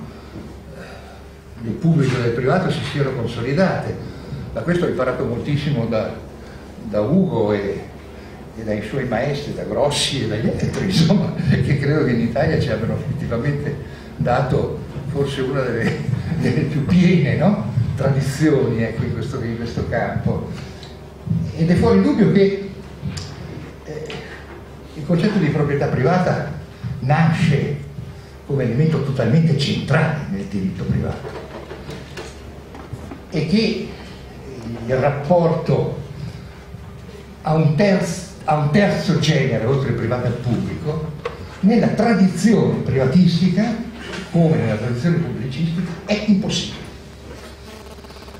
Noi non abbiamo, se passiamo attraverso il diritto continentale, una possibilità di definire il comune dentro la dogmatica giuridica e neppure dentro quelli che sono i grandi passaggi della governance. Ogni volta che noi raggiungiamo il comune ci ritroviamo rigettati sul pubblico. Le questioni relative al referendum sull'acqua, tutte le altre iniziative che dovremo prendere, sono tutte iniziative che continuano a ributtarci sul pubblico. Noi ci muoviamo all'interno di una gabbia che è una gabbia insuperabile. Il comune è un concetto subordinato al diritto pubblico, cioè alla diretta appropriazione, alla diretta produzione delle sue norme da parte dello Stato. Quindi se questa normatività del comune è nient'altro che una normatività pubblica che può espandersi o restringersi come si vuole, ma resta una normatività pubblica, questo passaggio non è dato all'interno del diritto continentale, lo è dato all'interno del diritto anglosassone, della giurisprudenza. Anche lì, almeno io ho seguito un po' ultimamente con altri amici, facciamo un seminario analogo a Parigi, al quale tu sei invitato per il 6 aprile, facciamo un seminario analogo a Parigi e ci sono stati compagni che hanno tentato appunto di seguire la figura del diritto del common right nella giurisprudenza anglosassone, ma da Maitland, da Pollock, in realtà si tratta, quando si parla di diritto di common right, si parla di un diritto al comune, di un diritto dunque che si può individualisticamente rivendicare rispetto ai comuni, rispetto ai beni comuni, rispetto ai poteri pubblici. Quindi neppure nel diritto anglosassone, supponendo che si possa parlare di diritto anglosassone, parlo evidentemente con l'accetta, no? Ecco così, in questo momento, ma nei modelli così fondamentali si può assumere questo discorso. E sempre stando dal punto di vista storico, credo che sia estremamente interessante questa vicenda sovietica, che evidentemente Pasukanis è morto in campo di concentramento nel 1936, dunque la cosa si è chiusa lì e non ha avuto seguito, quindi non si tratta in nessun caso di apologia, diciamo così, del defunto regime, ma si tratta semplicemente di una...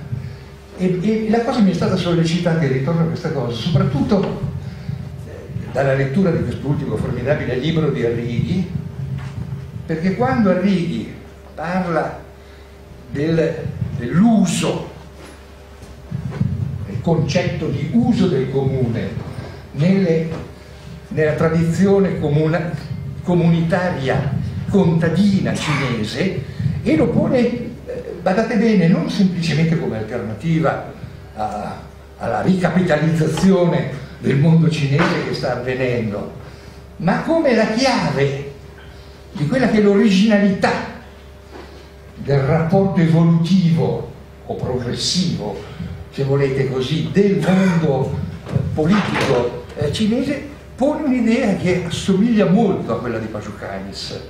Credo che però dobbiamo sempre fare molta attenzione a non ridurla a un modello antropologico, a non ridurla ecco, dobbiamo assumerla, dico, proprio come uso, perché questo mi sembra che sia un tema assolutamente centrale. Torniamo a noi allora e chiediamoci, detto che non esiste una correlazione necessaria tra il concetto di globale e il concetto di comune, detto che questo concetto di comune è difficile da rintracciare all'interno delle tradizioni giurisprudenziali, in generale del diritto, sia continentale che anglosassone, chiediamoci perché poniamo in realtà questo problema del comune. Perché il globale? Perché il comune richiama il globale richiama il comune. E lo richiama perché la globalizzazione ci ha messo di fronte ad un comune, per così dire, cattivo. Il comune capitalistico. Il comune della moneta mondiale, il comune della finanza mondiale, il comune di un comando che, qualsiasi sia la forma nella quale si costruisce, comunque si combina. Lì effettivamente c'è una coesistenza o compresenza o contestualità che rivelano un'unità, una logica comune.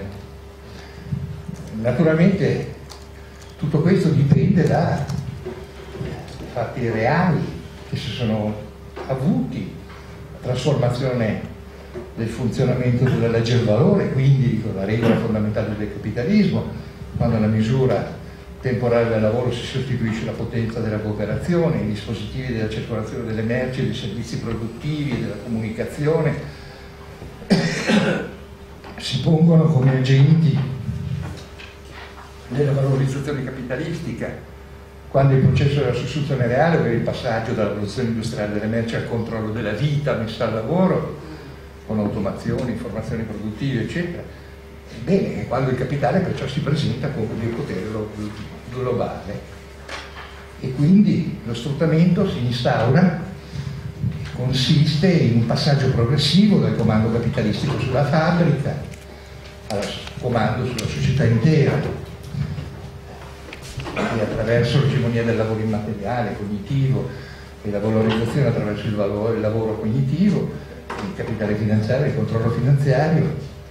Tutto questo crea una nuova base su cui il capitale opera, ed è una base che consiste nello sfruttamento della cooperazione sociale, dei linguaggi, delle relazioni sociali comuni.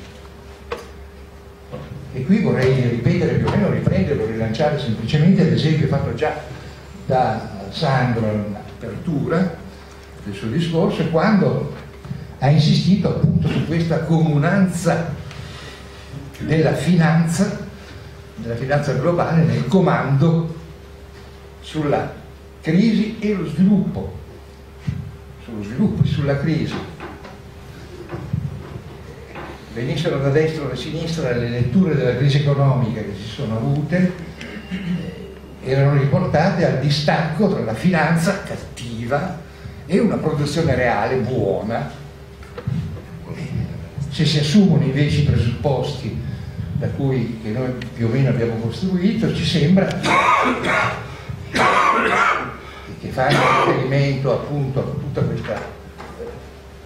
questo straccio di teoria che tentavo di presentarvi, cioè l'egemonia del lavoro cognitivo e quindi del capitale cognitivo, dello sfruttamento sociale e quindi del capitale sociale.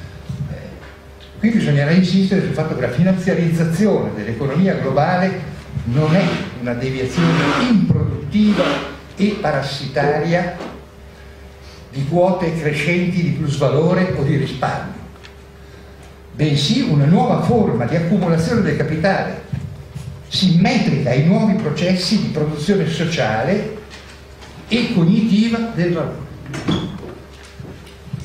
La dimensione finanziaria del capitalismo non è lo sfruttamento dei cattivi padroni sui buoni operai. È anche questo, ma è questo dentro una necessità produttiva che ha reso la finanza, la rendita, completamente interna al lavoro, fino a renderla interna all'anima dell'operaio, sovente. E quindi è questo il problema col quale dobbiamo confrontarci. E questo è il comune che si tratta di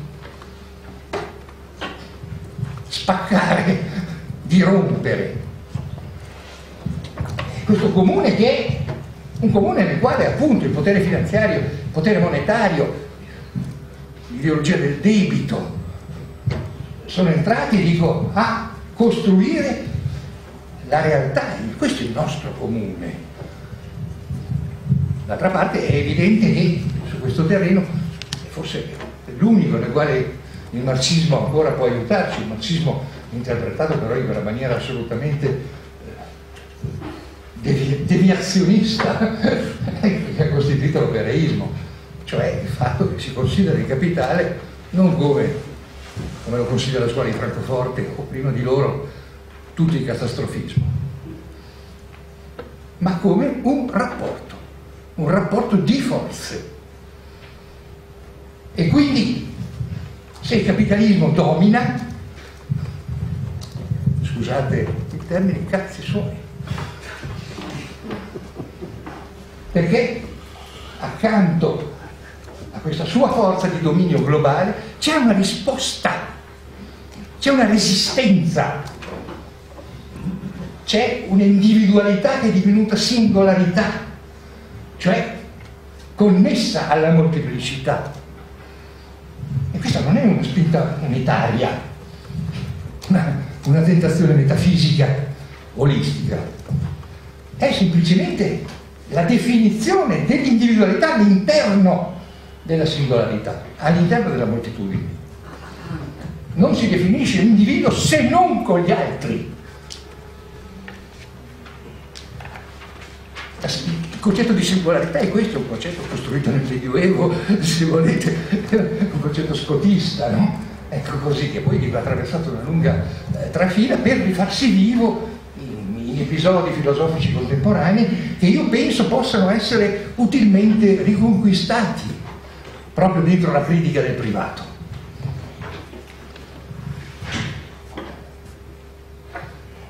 Allora, se il diritto tradizionale non riesce a definire il comune ed è sempre costretto nella crisi attuale ad una azione di governance, per così dire ambigua, come possiamo riproporre sul terreno giuridico un passaggio che ci aiuti a costruire, a ricostruire un'idea di comune? La governance, senz'altro, è il terreno dentro il quale ci muoviamo. Non possiamo pensare ad altro, non è che diciamo c'è una forma di... Sì, ci sono le corti costituzionali, le corti di Cassazione che giudicano ancora, ma che giudicano ancora secondo criteri molto tradizionali, però se andiamo a vedere in realtà non è più neppure così, neppure in paesi dove la rigidità, ecco così, di quei sistemi, di quel forte come in Italia, quando andiamo a leggerci una sentenza della Corte di Cassazione si restiamo sempre abbastanza, io almeno resto sempre abbastanza perplesso come minimo, perché in effetti gli elementi ormai di dissolvenza delle teorie, della conseguenzialità giuridica, del deduttivismo del sistema, ecco così, a cui ero stato abituato per esempio nelle mie scuole quando ero piccolo, è veramente impressionante, insomma. Ma comunque, ma non è questo. Anche quando si arriva, dico, a trascrivere la sovranità in termini negoziali, a degerarchizzare le strutture della decisione, a introdurre un'ottica di relazione frammentata e policentrica, a indebolire la tradizionale separazione tra diritto e privato, niente. C'è un vecchio articolo di Chignola appunto che mi aveva divertito perché diceva in realtà Fortescue e Cook dicevano la stessa cosa quando parlavano di governance nel Rinascimento inglese, nella legge inglese. E qui sembra effettivamente che le luci dell'alba e quelle del tramonto abbiano lo stesso colore. E quindi il problema grosso è quello di chiedersi se la governance, così come è stata descritta dai veri teorici della governance, no? Cioè da Teubner e dalla sua scuola, possa anch'essa permetterci di avvicinare ai concetti di comune. Io penso di no. Cioè, qui dobbiamo discuterne, insomma, effettivamente. Cioè, perché il fatto di dissolvere la struttura del diritto del comando giuridico non significa permettere l'apertura di nuove forze che abbiano una capacità di espressione giuridica all'interno di questo passaggio. Io stesso personalmente credo di avere sostenuto che bisognava muoversi dentro questa ambiguità e lo credo ancora. Credo ancora che bisogna fare, utilizzando tutti gli strumenti di governance possibili, la battaglia per la pubblicizzazione dell'acqua. Ma resta la pubblicizzazione dell'acqua. Finché noi non riusciamo a muoverci sul terreno, resta quindi un passaggio tattico, per così dire, assumendo la vecchia distinzione tra tattica e strategia. Una ricostituzionalizzazione, e quando dico ricostituzionalizzazione non vorrei cadere nell'equivoco, perché sono perfettamente d'accordo con lui, ma però bisogna anche che ci mettiamo d'accordo, perché se io parlo di ricostituzionalizzazione dicendo è una ricostituzionalizzazione che non toccherà le forme tradizionali del diritto, ma quando sento dire che ci sarà invece un socialitarismo costruito, molteplice, voglio sapere se è la ripetizione della governance pure semplice o no, se c'è un passaggio qualitativo al suo interno. E questo non l'ho ancora capito. Quindi, da questo punto di vista, il problema grosso è che anche quando si assume che all'interno della governance possano darsi elementi costituenti nuovi, forze soprattutto, e questo è il problema, usi, quando dico usi parlo di usi giuridici, ma parlo di usi anche ontologici, concreti, uomini, persone che si comportano in un certo modo, che assumono atteggiamenti, che stabiliscono dei contratti, dei rapporti, delle relazioni che esprimono una forza. Perché qui evidentemente, ma non lo discuto assolutamente, arriva anche il problema della forza, no? Che non è possibile distinguere, no? Soprattutto in un regime di governance. Si può dire la governance, facciamo la governance come la partita a carte, mescoliamo le carte, no? E no, mescolare le carte più importante di tutti è, almeno dico così, nei vecchi film western era così, no? Era dico, mescolare la carta, ma insomma chi sbagliava c'era una pistola sul tavolo. Quindi il problema è quello che lì, ma appunto sempre, dopodiché il tema del comune resta un grande ignoto in tutta questa vicenda ancora. Che cos'è questo comune? E non so, dico, per esempio nel seminario che abbiamo fatto finora sono venuti fuori 3 temi più o meno per la definizione di comune. Il primo è la formula famosa di Saint-Simon, che è stata poi ripresa da Marx e da Engels, secondo il quale l'amministrazione delle cose prenderà il luogo del governo degli uomini. La grande definizione del comune che ha dominato secoli di lotta socialista.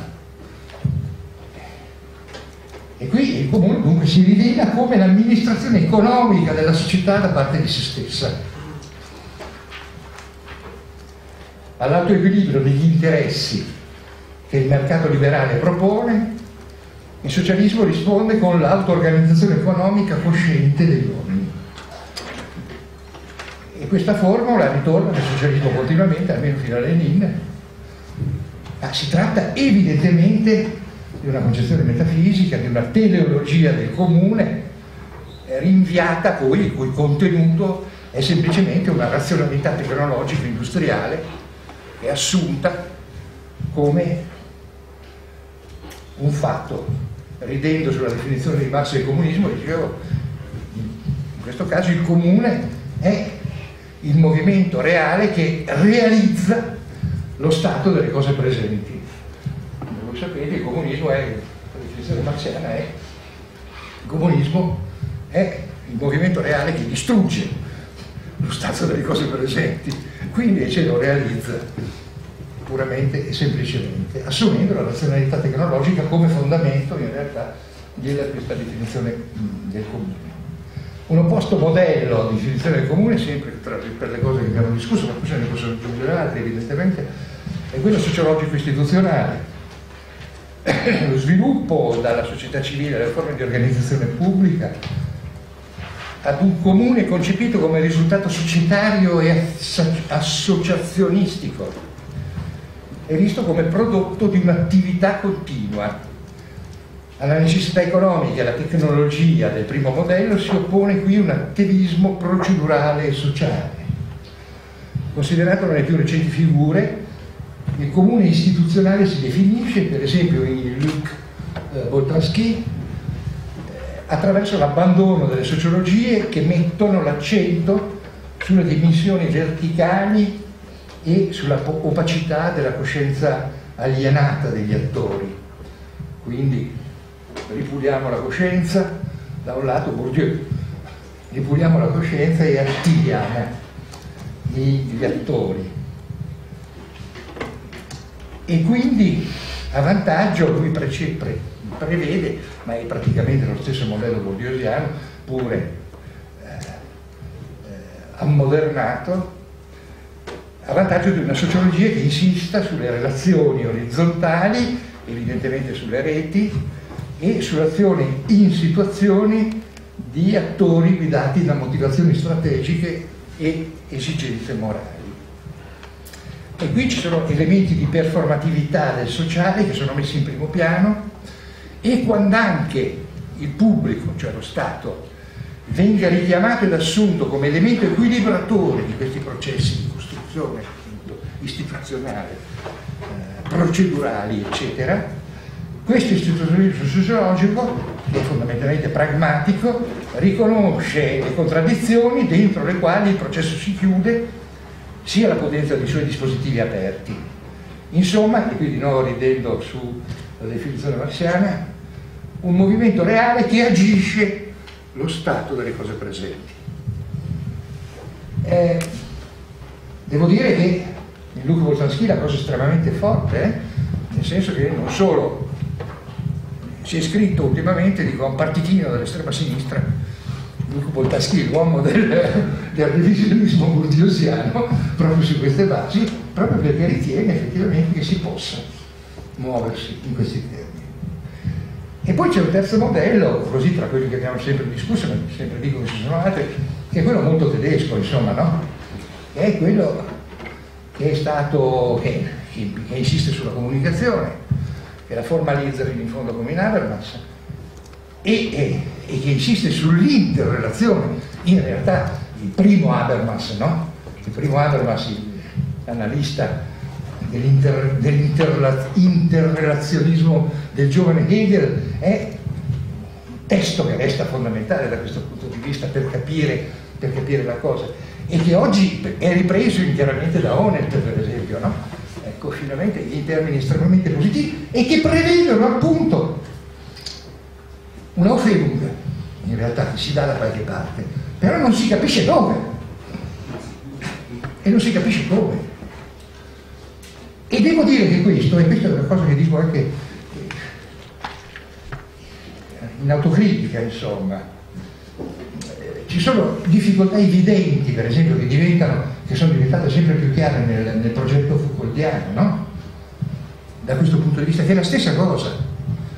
Sono relazioni, sono singolarità, regimi di compossibilità, rapporto tra singolarità e totalità che si determinano, e solo quando non si considera il pensiero Foucauldiano come un dispositivo politico, ma se invece si insista, come fa l'Accademia, come tenta di fare l'Accademia fino in fondo oggi, a farne un metodo, una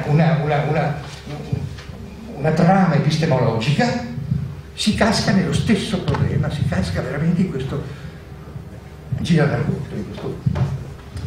Ecco,